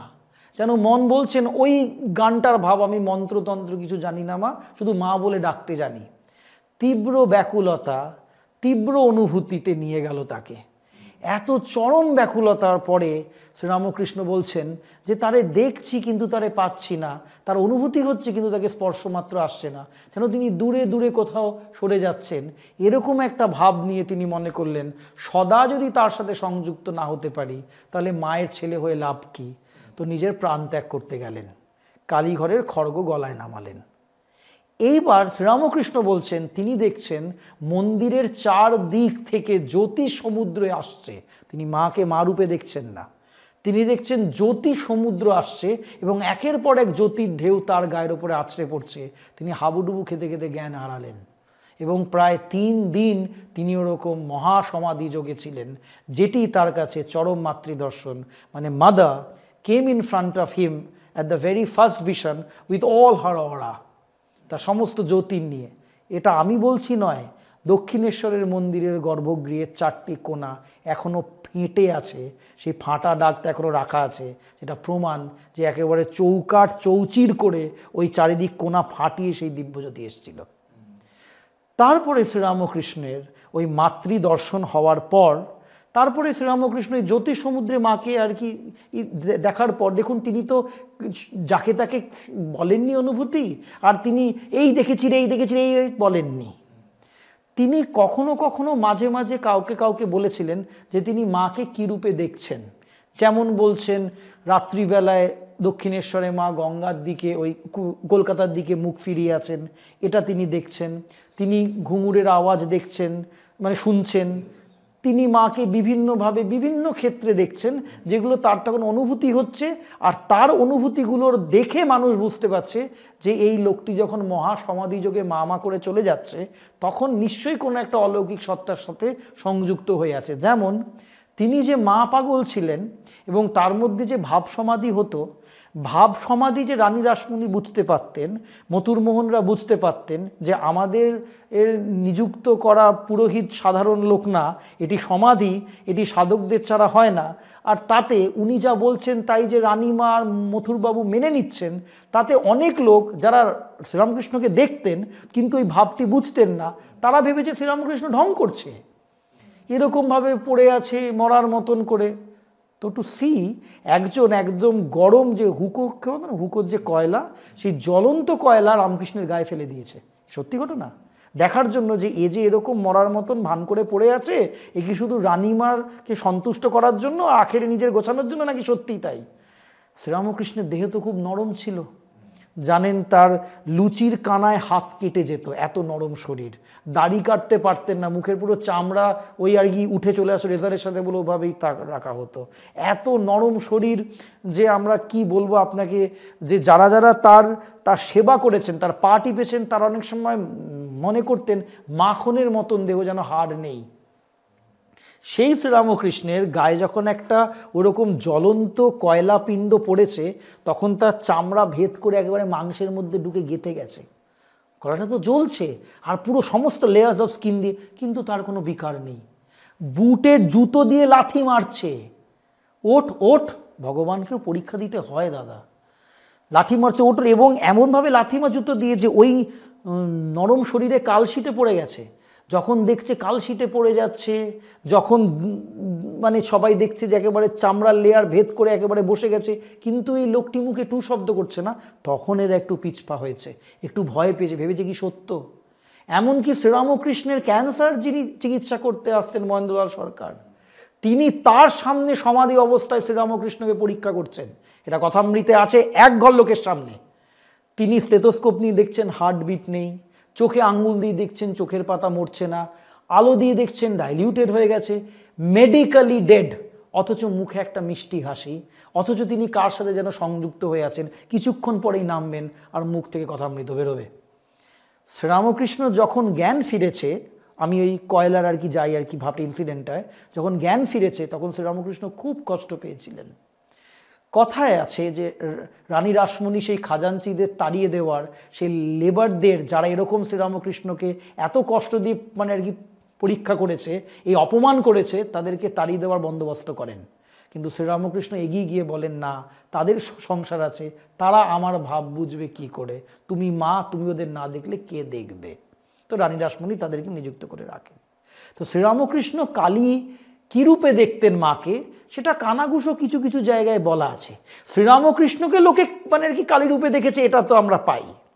মথুরমোহন দেখছেন একদিকে হেঁটে যাচ্ছেন কালী, একদিকে হেঁটে যাচ্ছে শিব। মথুরমোহন ছ্যাবলামো করার লোক নন, পুরো কলকাতার পুরো প্রপার্টি এস্টেট মথুরমোহন সামলাতেন। রানী রাসমণি ডান হাত ছিলেন, তখন তো half of the Kolkata was under Rani Rashmoni. Mathurmohan দেখছেন এরকমের অনুভূতি শ্রীরামকৃষ্ণের পায়ে পড়ে যাচ্ছেন। গৌরী মারা যারা সাধন করতেন, শ্রীরামকৃষ্ণের ঘরে যারা মানে আর কি বাইরে যারা সাধন করতেন, মায়ের সাথে থাকতেন, আর মাঝে মধ্যে শ্রীরামকৃষ্ণ যে ঘরটায় সারা রাত না ঘুমিয়ে জপ ধ্যান করতেন আর হরিনাম আর মায়ের নাম হাত দিয়ে তাল টুকে টুকে গাইতেন, তার পাশের যে বারান্দাটায় অনেক সময় গৌরীমা, যোগিনমা এরা ধ্যান করতে করতে অনেক সময় একটু রাত্রিবেলায় ঘুমিয়ে নিলেন বারান্দাটায়। তারা অনেক সময় দেখছেন শ্রীরামকৃষ্ণ হরিনাম করছেন বা কালী নাম করছেন। রামকৃষ্ণ তার ঘর থেকে বেরোলেন, ওই মানে আর কি দক্ষিণেশ্বরের চাতালে গেলেন, 12 ফিট লম্বা কালী, 11 ফিট লম্বা কালী, এরকম ফিট বলছেন, 10-12 ফিট লম্বা, এলো চুল উলঙ্গ ঘুরে বেড়াচ্ছেন। আবার যখন ঘরে এলেন তখন দেখছেন শ্রীরামকৃষ্ণ। এরকমও দর্শনের কথা তারা গেছেন লিখে। ব্রহ্মানন্দজি মহারাজ, জানেন ব্রহ্মানন্দজি মহারাজ রামকৃষ্ণ মিশনের প্রথম প্রেসিডেন্ট যিনি ছিলেন, ব্রহ্মানন্দজি মহারাজ বলছেন, আমি কলেজের পরে শ্রীরামকৃষ্ণের কথা শুনতে গেছি, ঘর ভর্তি লোক সবসময় থাকতো, অপূর্ব সুন্দরভাবে তিনি সব গল্প বলতেন, যুক্তি দিয়ে বোঝাতেন। আর রামকৃষ্ণ যখন কথা বলতেন, স্বামী বিবেকানন্দর ভাই বলে গেছেন মহেন্দ্রনাথ দত্ত, যিনি কিন্তু সন্ন্যাসী নন, কিন্তু তিনি শ্রীরামকৃষ্ণকে এক ঘর লোকের মধ্যে বহুবার দেখেছেন। বলছেন কিছু কিছু সময় দেখতাম শ্রীরামকৃষ্ণ ভাবের একেবারে চরম পর্যায়ে চলে গেছেন, আর তিনি যখন কথা বলছেন তখন তার দেহ থেকে একটা আলো নির্গত হচ্ছে। বলছেন ঠিক যেমন আমাদের এখান থেকে টিউবলাইটের আলোটা বেরোচ্ছে, বলছে ওরকম আলো বেরোচ্ছে দেখতাম, আর সে আলো তরঙ্গাকারে প্রত্যেকের দেহে মানে কি প্রবেশ করছে দেখতুম। বলছে পাশ দিয়ে রাস্তা দিয়ে লোকে যাচ্ছে, ভাবছে কি হচ্ছে, এত লোক হইচই, একটা কিছু ঘটছে মানে ঘরের মধ্যে, কেন কি শ্রীরামকৃষ্ণ সেই লোকের বাড়িতে এসেছেন, 100-200 লোক জমায়েত হয়েছে শ্রীরামকৃষ্ণের কথা শুনছেন। মহেন্দ্রনাথ দত্ত বলছেন দেখছি একজন লোক বাইরে থেকে ঢুকলেন, এমনি দেখতে কি কথা হচ্ছে, দেখলাম তার দেহেতেও আলো আর কি প্রবেশ করলো, তিনি হা করে আছেন বসে। রাত্রিবেলায় 11টার পর যখন সমস্ত অনুষ্ঠান হয়ে গেল, যে যার বাড়ি ফিরবে কি ফিরবে না, তখন তার খেয়াল পড়েছে তিনি ওষুধ কিনতে বেরিয়েছিলেন, কোথায় যেন কোনো একভাবে তন্ময় হয়ে গেছেন। মহেন্দ্রনাথ দত্ত বলছেন শ্রীরামকৃষ্ণের কথা শোনার পর 2-3 দিন আবেশ কাটতো না। এটা শুধু মহেন্দ্রনাথ দত্ত বলেছেন না, বিখ্যাত ফিলসফার স্বামী বিবেকানন্দের বন্ধু, যিনি সর্বপল্লী রাধাকৃষ্ণনের আগে সিইউতে পড়াতেন, ব্রজেন্দ্রনাথ শীল, তিনি নিজে বলেছেন যে শ্রীরামকৃষ্ণের কাছে যখন যেতাম তখন শ্রীরামকৃষ্ণ বন্ধুর মতন কথা বলতেন, মহাভাব ছুটে যেত, তখন আদরে আবদারে আপন করে রাখতেন। যখন বেরোতাম তখন ভাবতাম ওরে বাবা, কার সাথে কথা বলে এলাম, কি দেখে এলাম, এই যে রামকৃষ্ণ পরমহংস নিজের করে নিলেন, এ ভাব ছুটছে না। তিনি যা বলতেন তা মনে গেঁথে যেত, বহুদিন ধরে সেটাই শুধু মনের মধ্যে ঘুরত। তো শ্রীরামকৃষ্ণ যখন এই ভাবে, ব্রহ্মানন্দজি মহারাজ বলছেন যে সেই কথা শুনতে একটু যেতাম। একবেলা কথা শুনতে গেছি, ঘর ভর্তি লোক, কথা হয়ে গেছে, তারপর লোকেরা চলে গেছে, আমি আছি বসে। আমাকে শ্রীরামকৃষ্ণ বলছেন, ঠাকুর বলছেন, ওরে রাখাল তুই এসছিস, আমি একটু পাটা টিপে দে। আমি তখন রিটালিয়েট করলাম, রাখাল মহারাজ বলছে এটি শ্রীরামকৃষ্ণ সান্নিধ্য বইতে আছে, স্বামী চেতনানন্দের দ্বারা লিখিত, রামকৃষ্ণ মিশন থেকেই প্রকাশিত। তাই আমি বানিয়ে কিছু বলছি না। তিনি বলছেন যে আমি পা টিপেছি, মানে গোড়ালি থেকে হাঁটু অব্দি একটু পাটা টিপেছি, তার আগে বলেছি মশাই বড় গোল করেন, এই তো কথা শুনতে আসি, কলেজের ছেড়ে তো গোল করেন, আবার পা টেপা টিপি কি, বলছে কর না, সাধু সেবা কর, কত কি দেখবি। বলছে আমি পা টিপেছি মানে আর কি গোড়ালি থেকে হাঁটু অবধি, দেখছি ওই দক্ষিণেশ্বরের বড় চাতাল থেকে একটি কালো মেয়ে, নগ্ন, 4 হাত, বয়স বেশি হবে না, 8-9 কি মানে আর কি 10 বছর, পায়ে ঘুঙুর পরিহিত, ওই ঘুঙুরের আওয়াজ করে ছনছন করে এসে পুরো শ্রীরামকৃষ্ণের খাটের চারিদিকে পাই পাই করে ঘুরে শ্রীরামকৃষ্ণের দেহের মধ্যে গিয়ে প্রবেশ করে গেল। আমি অবাক হয়ে ভাবছি কি ভেলকি না কি। শ্রীরামকৃষ্ণ তখন মুখটা ওপর দিকে শুয়ে আছেন, মুখটা ওপর দিকে, তখন হেসে বলছেন এইটুকুনি সেবা করি, এই দেখলি, আরও কত কি দেখবি। আপনি কি মনে করেন স্বামীজিরা দেখেননি শ্রীরামকৃষ্ণ অলৌকিক? সব দেখেছেন এনারা অদ্ভুত অলৌকিক ভাবের মধ্যে দিয়ে গেছেন। আমরা অলৌকিক ভাবের কথাগুলো বারবার বলতে চাই না, কিন্তু বইয়ে লেখা আছে, আর সাধারণ এগুলোকে একটু বেশি শুনতে চায়, আর পডকাস্ট যারা করেন তারাও শুনতে চায়, আমরাও বলি। কেন কি জানেন তো, সাধারণের জন্য, নিম্ন শ্রেণীর লোকদের জন্য, নিম্ন শ্রেণী মানে যারা বুদ্ধিতে একটু অন্যভাবে ভগবানকে দেখেন, যেখানে ভগবানের সাথে দেয়া নেওয়া সম্পর্ক, তারা একটু অলৌকিকতা খোঁজেন, তাই তাদেরকে বলতে হয় যে, তাই তাদেরকে মানে আর কি ওই গিরিশচন্দ্রের মহাভাবের কথা না বলে তার ভাই অতুল চন্দ্র, যে শ্রীরামকৃষ্ণকে হঠাৎ ওপরে দেখতে গেলেন ক্যান্সার অবস্থাতে, আর লেপটা সরিয়ে দেখছেন অর্ধেক কৃষ্ণ অর্ধেক রাধা, এবং ভয় পেয়ে নিচে আসছেন নেমে, আর পরে শ্রীরামকৃষ্ণ বলছেন যখন তখন লেপটা সরাবি না, এই গল্পগুলো একটু বলতে হয়, তাতে শ্রীরামকৃষ্ণের মহিমা যে কী রূপ সেটা একটু বোঝানো যায়। তিনি শুধু তত্ত্ব কথা বলেননি, তিনি শুধু কালী দেখেননি, তিনি কালী দেখিয়েছেন। তিনি শুধু শিব বা কৃষ্ণ দেখেননি, তিনি যাকে যে ধর্মে, সেই ধর্মের সত্তা নিজের মধ্যে দিয়ে দেখিয়েছেন, আর সেই ধর্মের সবচেয়ে চরম দর্শনটা কি সেটাও নিজের দেহ দিয়ে আর কথার মধ্যে দিয়ে প্রকাশ করে গেছেন। যীশু খ্রিস্টকেও তো তিনি দেখতে, হ্যাঁ, খ্রাইস্ট, তিনি তো খ্রাইস্ট সাধনা করেছিলেন, তিনি খ্রাইস্ট সাধনা করেছিলেন, তিনি খ্রিস্ট ধর্ম অবলম্বন করেছিলেন, তিনি বাইবেল শুনেছিলেন, তিনি বাইবেল শুনতে শুনতে দেখছেন যে তার ঘরে, যে যার ঘরে শুনছেন দেখছেন ম্যাডোনার আর মানে আর কি কোলে খ্রাইস্ট, মানে মায়ের কোলে যে খ্রাইস্ট, সেখান থেকে একটা দিব্য হ্যাঁ মানে আর কি দিব্য জ্যোতি তার দেহে আর কি ভাব তিনি শুনছেন বাইবেল মন দিয়ে। আর যখন তিনি বাইবেল শুনছেন তখন ওই ভাবে একেবারে তন্ময় হয়ে আছেন, তখন ছবির দিকে চেয়ে দেখছেন একটি জ্যোতি তার দেহে প্রবেশ করছে। তারপরে তিনি আনমনা, তিনি ওই ভাবে মত্ত। আর এক দুদিন পরে উনি দেখছেন দক্ষিণেশ্বরের পঞ্চবটি জেরুজালেম হয়ে গেছে, সেখানে তিনি খ্রাইস্টকে দেখছেন এবং তার ভেতর থেকে মন বলছে ইনি করুণাবতার, প্রেমের অবতার, ঈশা অবতার, মানে তিনি হচ্ছেন খ্রাইস্ট। এবং তিনি শ্রীরামকৃষ্ণকে আলিঙ্গন করছেন এবং শ্রীরামকৃষ্ণের দেহের মধ্যে প্রবেশ করে যাচ্ছেন। শ্রীরামকৃষ্ণ যে খ্রাইস্টের মুখ দেখেছিলেন, সেখানে তিনি পরবর্তী সময় বলেছিলেন, দেখেছি বাপু তার হাইটটা একটু খাটো আর নাকটা একটু চ্যাপটা। তিনি তো বাইবেল পড়েননি। আর যদি তিনি বাইবেল পড়ে থাকেন বা যদি খ্রাইস্টের যে ইমেজটা দেখে থাকবেন, সেটা তো লম্বা খ্রাইস্ট বা ব্লন্ডে, কিন্তু না, রোমান বাইবেলগুলোতে উল্লেখ আছে যে খ্রাইস্ট একটু বেটে, একটু শ্যামবর্ণ গায়ের রং আর নাকটা চ্যাপটা। তিনি ওই অরিজিনাল খ্রাইস্টের যে রূপটি দেখেছিলেন। শুধু তাই নয়, শ্রীরামকৃষ্ণের জীবনে পাবেন যারা খ্রিস্ট ধর্ম অবলম্বন মানে আর কি ছিলেন করে এই ফাদাররা, এরকম 2-3 জন ভক্ত, তারা খ্রাইস্টের মধ্যে, তারা রামকৃষ্ণের মধ্যে খ্রাইস্টকে দেখেছিলেন। এই উল্লেখও রামকৃষ্ণের জীবনীতে আছে। মানে তিনি শুধু খ্রাইস্টকে দেখেছিলেন তা নয়, যারা খ্রিস্টান পাদ্রী এরকম ছিলেন, তারাও রামকৃষ্ণের মধ্যে খ্রাইস্টকে দেখেছিলেন। শ্রী রামকৃষ্ণদেব যখন মা শারদাকে বেদিতে বসিয়ে পুজো করেছিলেন, তখন কি তার স্ত্রীর মধ্যেও কি তার ওই মায়ের একটা রূপ তিনি দেখতে পেয়েছিলেন, বা সেই উপলব্ধি কি তার সেই সময় হয়েছিল? মা তো ওই রূপ নিয়ে, মা তো ওই ভাব নিয়ে এসেছিলেন। 13-14 বছর বয়সে মা যখন জয়রামবাটিতে আছেন, আর শ্রীরামকৃষ্ণ যখন আর মাকে নিতে আসছেন না সবাই মনে করছে, কেন কি বিয়ে তো আগে হয়ে গেছে, কিন্তু মা আছে মায়ের বাপের বাড়িতে, আর শ্রীরামকৃষ্ণ দক্ষিণেশ্বরের সাধনায় তীব্রতায় পৌঁছে গেছে। আর কানাঘুষো খবর আসছে জয়রামবাটি গ্রামে যে জামাই আমার পাগল হয়ে গেছে। শ্যামা সুন্দরী শুনছে জামাই আমার পাগল হয়ে গেছে, কাপড়ের ঠিক থাকে না, কি মা মা নাম করে, হরি হরি নাম করে, খাওয়ার তালে ঠিক থাকে না, সংসার মুখী না হয়ে সংসার বিমুখ হয়ে গেছে পুরো। তো তখন তো হোয়াটসঅ্যাপ ফেসবুক ছিল না যে শ্রীরামকৃষ্ণ কি করছেন লাইভ একটা আর কি ভিডিও করে পাঠিয়ে দেওয়া হলো, এ কিছু ওই কথা বলে, সে ওই কথা বলে, কথার ফেরে কথা ঘুরে দিয়ে জয়রামবাটি গ্রামে আসছে যে মা শারদাকে মনে হয় শ্রীরামকৃষ্ণ নিতে আসবেন না, মা যেন এইভাবেই পড়ে থাকবে। এই কথা, এই ভাব যখন শ্যামাসুন্দরীর কানে আসছে, তখন শ্যামাসুন্দরী মানে শারদা মায়ের মা, তখনও কিন্তু শ্রীরামকৃষ্ণ তখনও কিন্তু মা শারদা দক্ষিণেশ্বরে যাননি, তখনও কিন্তু মা শারদাকে ষোড়শী রূপে পুজো করা হয়নি, কিন্তু তখন মা জয়রামবাটিতে আছেন। আর মায়ের ঘরের পাশে শ্যামাসুন্দরী দেবী বিড়বিড় করতে করতে পরে জোরে জোরে বলছেন, আমার শারদারা সংসার সুখ ভোগ করা হলো না, জামাই আমার পাগল হলো, ইত্যাদি প্রভৃতি, যে শ্রীরামকৃষ্ণের কিছু নিন্দেই হয়তো হচ্ছে।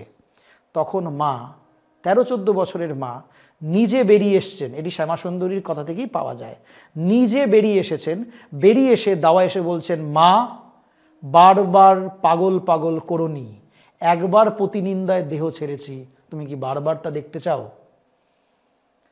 দেন mother is giving the idea that আমি সেই সতী। শ্রীরামকৃষ্ণ তো মাকে পুজো করলেন ইত্যাদি, স্বামী বিবেকানন্দ কেন মাকে মেনে নিলেন? এই প্রশ্ন আমাদের গবেষকদের মনে থাকে। ইনফ্যাক্ট গগন ডাকাতও তো মাকে, সেই স্বামী বিবেকানন্দ কেন মাকে মেনে নিলেন প্রশ্ন না করে, অন্যান্য সমস্ত স্বামী বিবেকানন্দ এবং তার গুরুভ্রাতারা সব তো অশিক্ষিত ছিল না, ক্যালকাটার মোস্ট ইন্টেলিজেন্ট সেকশন ওরা ছিল। স্বামীজি তো বলছেন বুদ্ধ ভগবান ছিলেন কি ছিলেন না তা তার সময়কাল লোকেরা বোঝেননি। যিশুকে ভগবান মেনেছে মুচি মালাওর আর জেলেরা, রামকৃষ্ণকে ভগবান বলল ইউনিভার্সিটির ছেলেরা। তো তার সব ইউনিভার্সিটির ছেলে ছোকরা। Everybody question Ramakrishna, questioned him 1000 times. Swamiji bolchen, I fought with Ramakrishna for the 6 long years. With the result, I know every inch of the way. প্রশ্নের পর প্রশ্ন, মানব না। এবং সেটা তো শ্রী রামকৃষ্ণদেব নিজেই তাকে করতে বলেছিলেন। আনন্দ করে সাহনা ভবতু সাহনা বনু সাহত, তোমার সাথে আমার তো ঠিক আছে। শ্রীরামকৃষ্ণ মান্যতা দিয়েছিলেন যে তুমি প্রশ্ন করো, আমি তার উত্তর দেব। এবং শুধু প্রশ্ন নয়, শ্রীরামকৃষ্ণকে যতবার বাজিয়েছেন ততবার তারা অবাক হয়েছেন।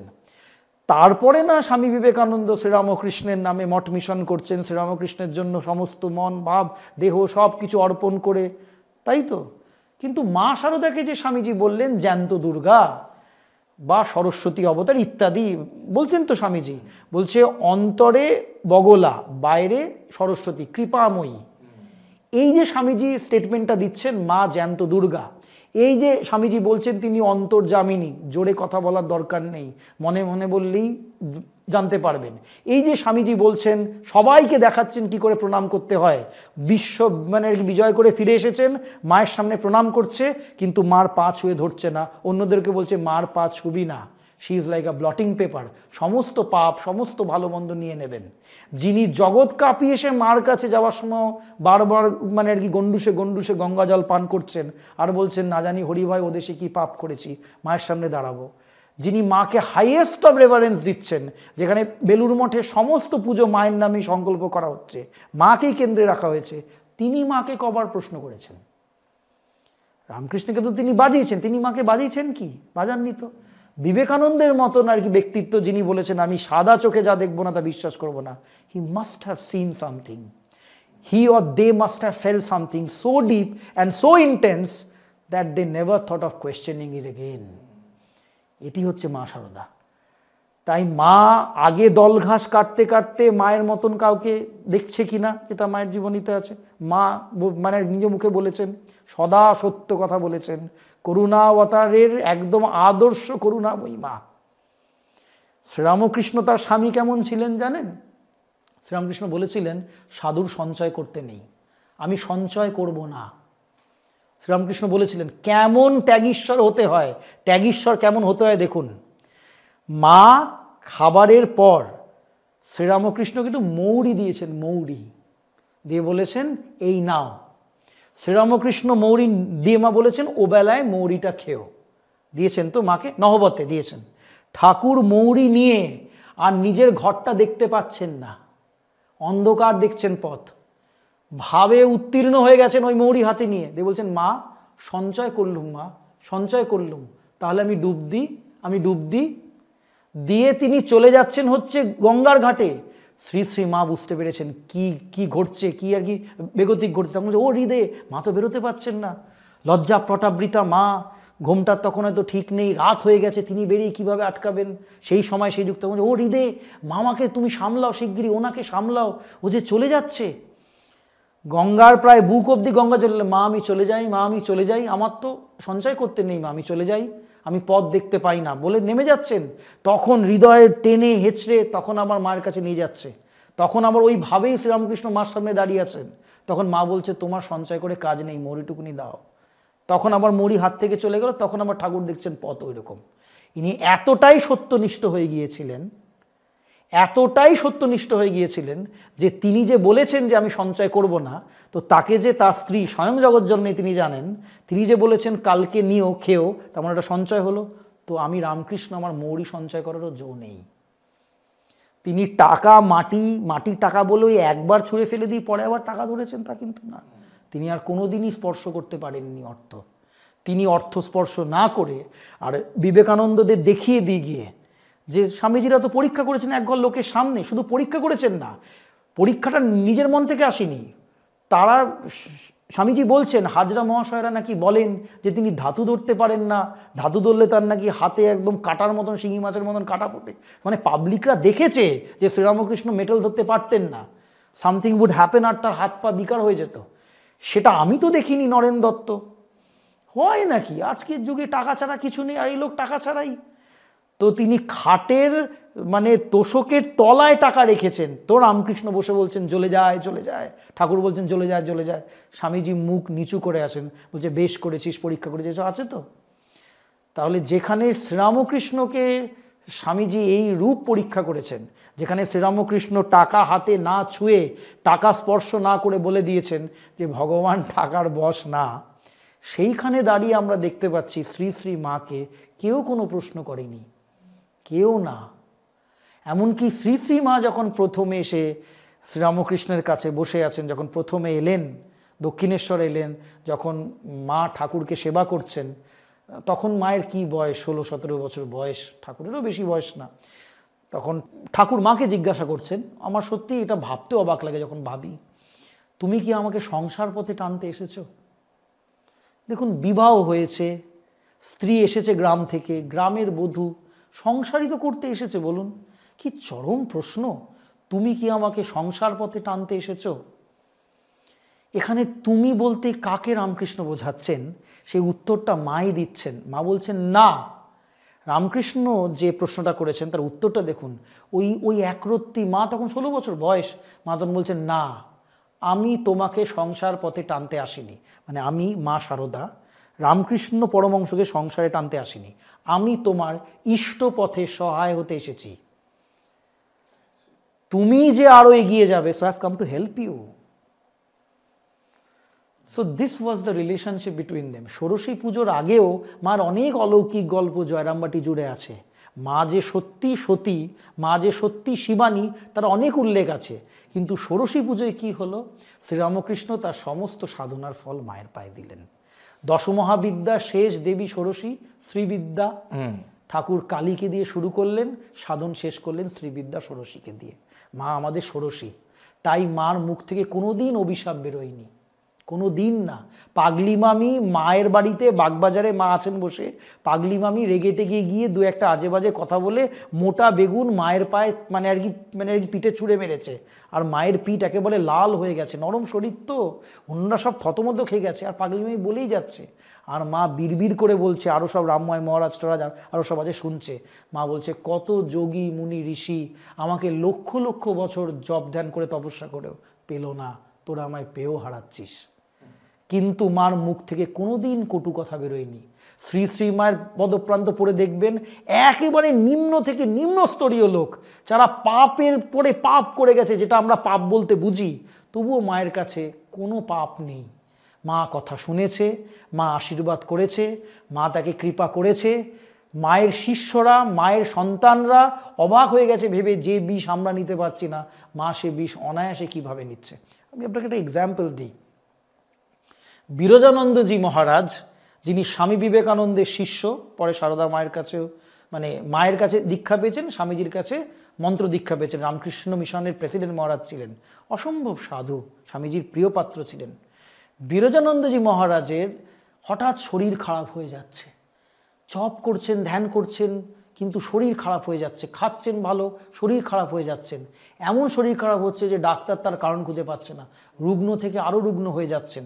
তখন ব্রহ্মানন্দজি মহারাজ, যাকে স্বামীজি বলতেন আধ্যাত্মিকতা আমাদের মধ্যে সবচেয়ে উঁচু, মানে স্বামীজি সমতুল্য, স্বামীজি যাকে লিখতেন যে অভিন্ন হৃদয়ে এসু, যখন চিঠি লিখতেন তুই আর আমি এক, শ্রীরামকৃষ্ণের মানসপুত্র, তিনিও বুঝতে পারছেন না যে কি হয়েছে। সাধনপথ তো গুহ্যপথ, কেউ কাউকে বলে না, কিন্তু গুরু তো বুঝে যায় দেখে। কিন্তু ব্রহ্মানন্দজি মহারাজও বুঝতে পারছেন না যে কেন এই কালীকৃষ্ণের এরকম শরীর খারাপ হয়ে যাচ্ছে। তখন বললেন, ভায়া তুমি মায়ের কাছে একবার যাও। কাট্টু মা জয়রামবাটিতে নিজের দাওয়া, তখন যখন কালীকৃষ্ণ, যখন স্বামী বিরজানন্দজি মহারাজ ঢুকছেন জয়রামবাটিতে, তখন মা ঝাঁটা দিয়ে দাওয়া পরিষ্কার করছে। মা তাই করতেন, রোজ ঘরকন্যার কাজ করতেন। The perfect balance of ultimate divinity and সংসার। তো মা তখন ঝাড় দিচ্ছেন, তো কালীকৃষ্ণ মহারাজ ঢুকছে, ঢোকা মাত্রই মা বলছে, ওগো তুমি কোথায় ভগবানকে রেখে ধ্যান করো? বলছে, মা মাথায় ব্রহ্মতালুতে রেখে। বলছে, ও তো পরমংশ অবস্থা, তোমার শরীর খারাপ হয়ে যাচ্ছে, ওই জন্য তুমি হৃদয়ে ভগবানকে রাখো, মাথায় রেখো না। কালীকৃষ্ণ মহারাজ তার পদ্ধতি বদলালেন, শরীর ভালো হয়ে গেল। ঝাড় দিতে দিতে she is giving remedy. Mother was like that. তাই জন্য ষোড়শী অবতারটা তো হাইলাইটেড, কিন্তু বাকিগুলো মায়ের পুরো জীবন দেখলে দেখবেন অনায়াসে ভালোবেসে গেছেন, অনায়াসে। মায়ের এই অলৌকিক খেলা। শ্রী রামকৃষ্ণদেবের কল্পতরু যে অবতার আমরা দেখতে পাই, তা এই বিষয়টা নিয়ে একটুখানি যদি আমাদের ব্যাখ্যা করেন, যে তিনি কল্পতরু কেন হলেন, কিভাবে হলেন, এবং এর তাৎপর্য কি সাধারণ মানুষের জীবনে। শ্রীরামকৃষ্ণের কল্পতরু হওয়া মানে স্ট্রিক্টেস্ট সেন্সে কল্পতরু যা বোঝায় তা কিন্তু নয়। শাস্ত্রে কল্পবৃক্ষের কথা বলা আছে, যার তলায় বসে তুমি যা চাইবে তাই দিয়ে দেবে, সেখানে অর্থ নাম যশ যা চাইবে তাই দিয়ে দেবে, তোমার ভালো হোক মন্দ হোক সেটাই তোমাকে দিয়ে দেবে। যেমন একটা গল্প আছে না, যে একজন কল্পবৃক্ষের তলায় আছেন বসে, জানেন না ওটা কল্পবৃক্ষ বা কল্পতরু। তিনি ভাবছেন যে এখন যদি একটা খাট হতো ভালো হতো, হট করে একটা খাট চলে এলো। এবার তিনি ভাবছেন যদি কিছু সেবিকারা থাকতো তিনি বুঝতে পেরেছেন অলৌকিক কিছু ঘটছে। যদি কোনো একটা অলৌকিক বা সেবিকারা থাকতো, চলে এলো। যদি খাবার দাবার হতো, চলে এলো। হ্যাঁ, তারপরে এবার তিনি আরামে নিদ্রা যাচ্ছে না, মনে মনে হচ্ছে যদি বাঘ আসে, বাঘ এলো, খেয়ে নিল। তাহলে কল্পতরু বৃক্ষের তলায় তুমি যা ভাববে তাই তো কল্পতরু বৃক্ষের। আচ্ছা, কেন কল্পতরু এই শব্দটা গিরিশ ঘোষ ইউজ করেন যে আজ ঠাকুর কল্পতরু হয়েছেন? শ্রীরামকৃষ্ণের সাথে তার যে সন্ন্যাসী শিষ্যরা পরবর্তী সময়, those who are the founders of the Ramakrishna order, স্বামীজিকে কেন্দ্র করে বাকি যারা নতুন একটা ধর্ম আন্দোলন শুরু করলেন, তারা শ্রীরামকৃষ্ণকে রোজই নতুন নতুন রূপে নতুন নতুনভাবে পেতেন। তারা সাধনায় মগ্ন হয়ে থাকতেন আর ঈশ্বর ভাবে সবসময় মাতোয়ারা হয়ে থাকতেন। তাই তাদের কাছে রামকৃষ্ণ সদা কল্পতরু। কল্পতরু মানে তারা যেভাবে, যে উপায় বা যে পথে সাধনায় নেমেছেন। যেমন বৈষ্ণব সাধনায় নামলেন নরেন্দ্রনাথ, তিনি অসম্ভব সাধন করতে করতে বৈষ্ণব সাধনায় রাধা নাম জপতে জপতে পুরো মগ্ন। প্রথমে কীর্তন ভাব নিয়ে তার একটু এদিক ওদিক মন ছিল, কিন্তু শ্রীরামকৃষ্ণ বললেন, দেখ তুই গোপিনীদের আর রাধার টানটুকুনি নে। রাধা মন্ত্র এবং রাধা ভাব জপতে জপতে নরেন যখন বুধ, তখন নরেন্দ্রনাথের সেই চিলেকোটার ঘরে দেখছেন শ্রীরামকৃষ্ণ হঠাৎ সামনে দাঁড়িয়ে আছেন আর বলছেন, তুই রাধার দর্শন করবি, আয় আমার সাথে। স্বামীজি নিজে মুখে বলছেন, দেখছি একটা দিব্য পথ আমার সামনে খুলে গেল আর আমি সেই পথ ধরেই হেঁটে যাচ্ছি, ঠাকুর আমাকে এগিয়ে নিয়ে যাচ্ছেন। রামকৃষ্ণকে তিনি অনুসরণ করছেন। কিছুক্ষণ যাওয়ার পরে দেখলাম তিনি দাঁড়িয়ে পড়লেন, তিনি বললেন, আর কোথায় কোন লোকে যাবি, আমাকেই দেখ, দেখছি রাধা তারই মধ্যে। এই যে অনুভূতিগুলো তাদের হতো, এই অনুভূতিগুলো তো তার সন্ন্যাসী শিষ্য যারা 24 ঘন্টা তার সাথে থাকতেন, তাদের প্রতি মুহূর্তে একরকমের ভালো লাগায়। কিন্তু সংসারী ভক্তরা যেমন গিরিশচন্দ্র ঘোষ, অক্ষয় কুমার সেন, বৈকুণ্ঠনাথ সান্যাল, মহেন্দ্রনাথ গুপ্ত, যারাও বিখ্যাত বড় বড় সাধক, যারাও সাধনালব্ধ ক্ষমতার জোরেই শ্রীরামকৃষ্ণের সঙ্গ করতে পারছেন, কিন্তু তারা তো সংসারের আরও 10টা বাজে কাজের সাথে যুক্ত থাকতেন। তারা সবসময় ওই ভাবে উত্তীর্ণ হতে পারতেন না। তাদের মাঝে মাঝে কিছু ভাব হতো, কিন্তু চরম নির্বিকল্প সমাধি ভাব বা সর্বত্র ঈশ্বর যে আছেন এই ভাব হয়তো আগে হয়নি সেইভাবে। এবার শ্রীরামকৃষ্ণের শরীর চলে যাচ্ছে, শ্রীরামকৃষ্ণ কোনো একটি রোগকে অবলম্বন করে চলে যাচ্ছেন। সেই রোগটি যে একটি নাটক, সেটা আলাদা একটা গল্প হবে। তুরীয়ানন্দজি মহারাজ এসেছেন, শ্রীরামকৃষ্ণ তার গলার রোগ দেখিয়ে বলছেন, কি মনে হয়? তো হরি মহারাজ তুরীয়ানন্দ বলছেন, আপনি যা দেখান আমি তো দেখছি আপনি মহা আনন্দে আছেন। তখন গলার টোন রামকৃষ্ণের বদলে গেল, বলল, শালা ধরে ফেলেছে রে। কথামৃতে আছে যে শ্রীরামকৃষ্ণের মুখ দিয়ে খাবার ঢুকছে না, গলায় ফুটো হয়ে গেছে, মা সলতে দিয়ে এখান থেকে সুজি খাওয়াচ্ছেন। এত কষ্ট যে স্বামীজিরা দেখতে পাচ্ছেন না, তাদের প্রাণের পুরুষ, তাদের গুরুর এত কষ্ট। তো তিনি শ্রীরামকৃষ্ণকে বলেছেন, আপনি আপনার মাকে একটু বলুন না যাতে আরাম করে দেয়, বলুন না আপনি আপনার মাকে, আপনি তো নিজে আর করছেন না, যদি মায়ের নাম করে একটু রামকৃষ্ণকে খুঁচিয়ে দেওয়া যায়। মাস্টার মশাই নরেন্দ্রনাথকে বলছেন, নরেন তুমি বলো না কেন যে তিনি তার রোগটাকে একটু আরাম করে নিন না, এত কষ্ট যে তিনি নিচ্ছেন দেখতে পাচ্ছি না যে। তখন স্বামীজি বলছেন, কথামৃতে আছে শেষের দিকে, স্বামীজি বলছেন, বলেছি তো তাকে, বলেছি তো। বলছেন তিনি কি বললেন? তিনি বললেন, মাকে বলেছি, মা তুমি একটু আরাম করে দাও। মা বললেন, তুই তো বড় স্বার্থপর রে, তুই লক্ষ মুখে খাস, আবার নিজের মুখে কি খাবি? শরীর চলে যাওয়ার আগে এসবগুলো ঘটছে। তিনি যাকে যেইটুকুনি পারছেন দিয়ে যাচ্ছেন। স্বামীজিও বলছেন, আয় এবেলা তোরা সব নিয়ে চলে যা, হয়তো তিনি আর থাকবেন না। 1 জানুয়ারি ছুটির দিন, সাহেবরা ওটাকে একটা ছুটির দিন ঘোষণা করেছে। সবাই মিলে একটু আনন্দে শ্রীরামকৃষ্ণের কাছে এসেছেন কাশীপুর উদ্যান বাটিতে। 30 জনের মতন গৃহী ভক্ত একসাথে এসেছেন। শ্রীরামকৃষ্ণেরও তার কিছুদিন আগে থেকে শরীরটা একটু ভালো। তো গিরিশচন্দ্র ঘোষ এখন যেখানে আম গাছটি আছে, যেটা ঘিরে সবাই লোকে পুজো টুজো করে, সেই কাশীপুর উদ্যান বাটি তখন 80 টাকা ভাড়া দিয়ে আর কি নেওয়া হয়েছিল। তার একটা আলাদা গল্প, তাতে যাব না।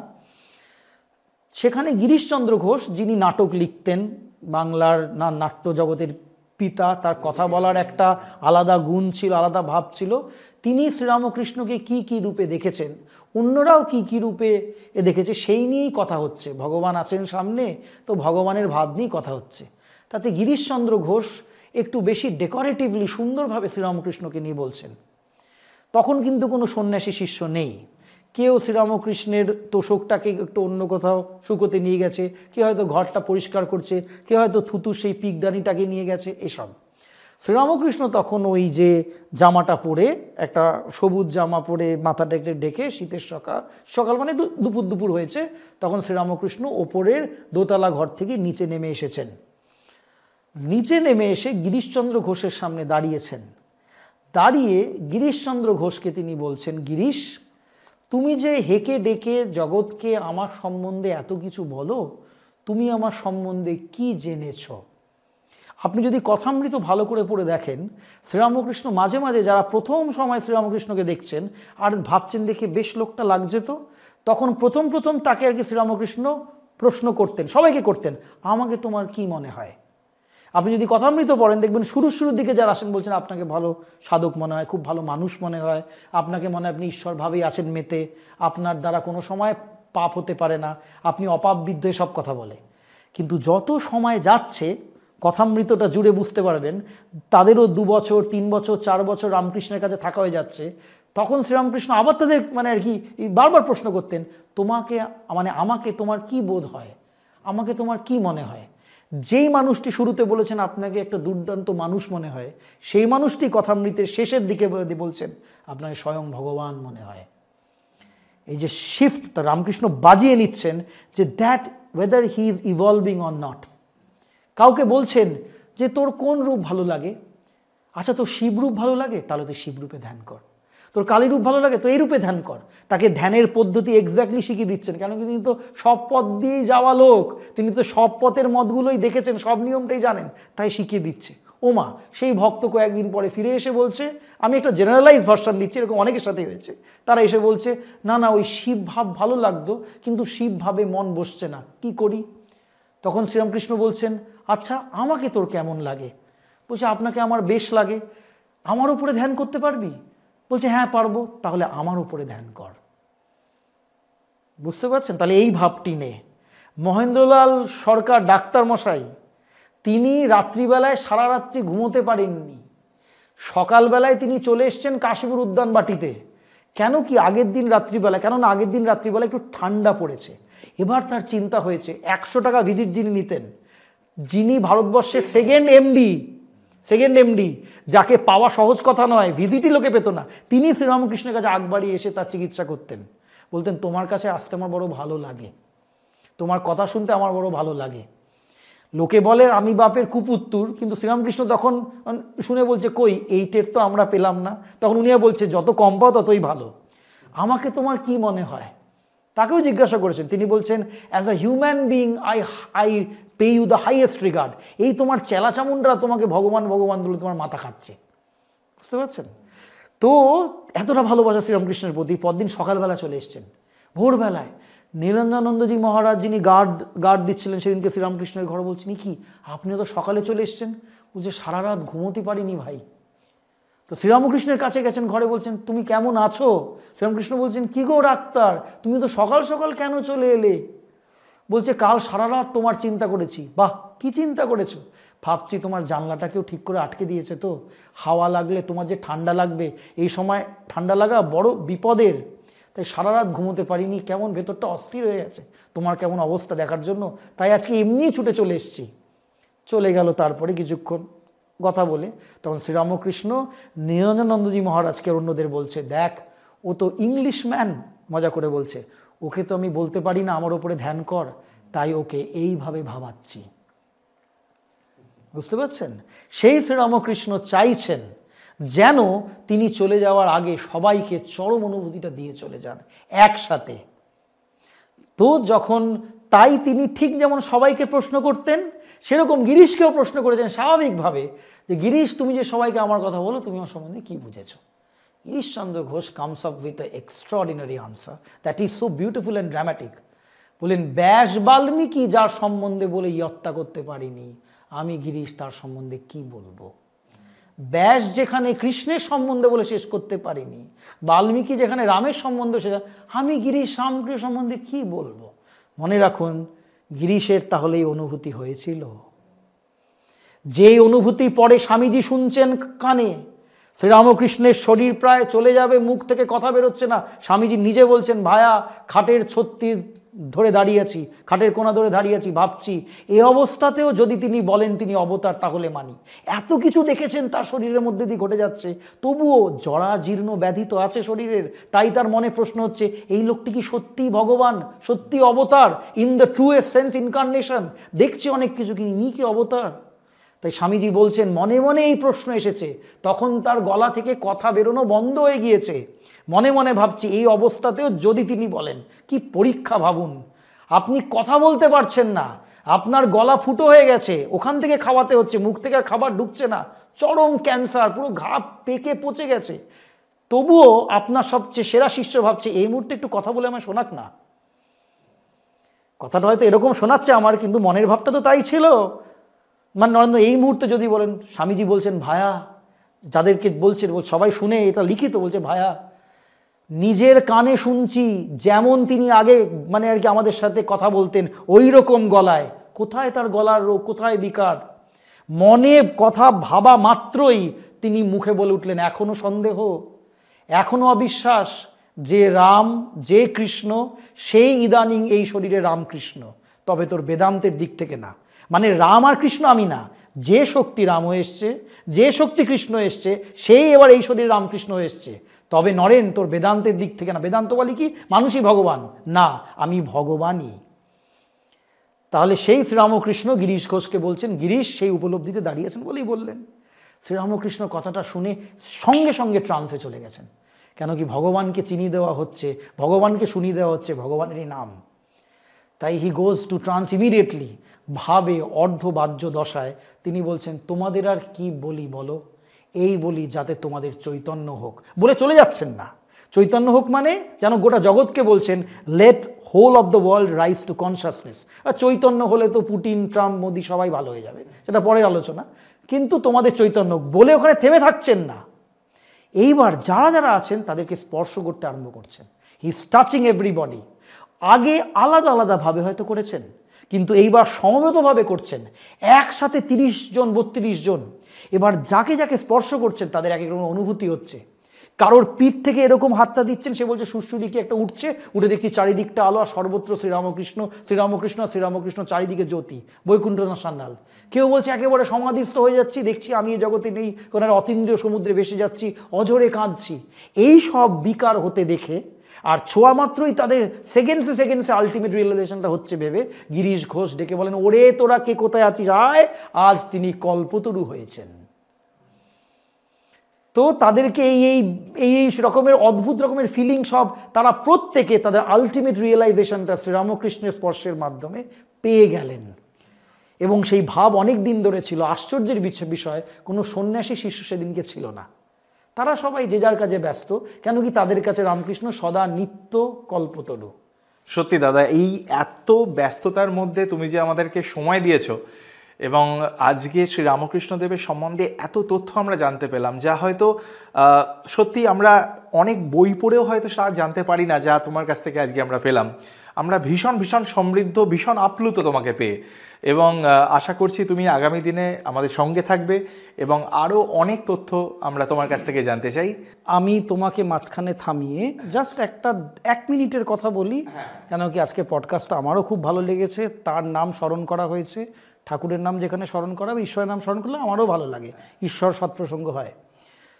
আমি পডকাস্টের মাধ্যমে শ্রোতাদেরকে বলছি, রামকৃষ্ণদেবকে বা সারদা মা বা স্বামী বিবেকানন্দ বা কোনো অবতার পুরুষের জীবনে এত অলৌকিকতা থাকে তো সেটা অনেক সময় স্ববিরোধী মনে হয়, একটার সাথে আরেকটার মিল নেই মনে হয়। তাই তাদের জীবনী মন দিয়ে পড়বেন।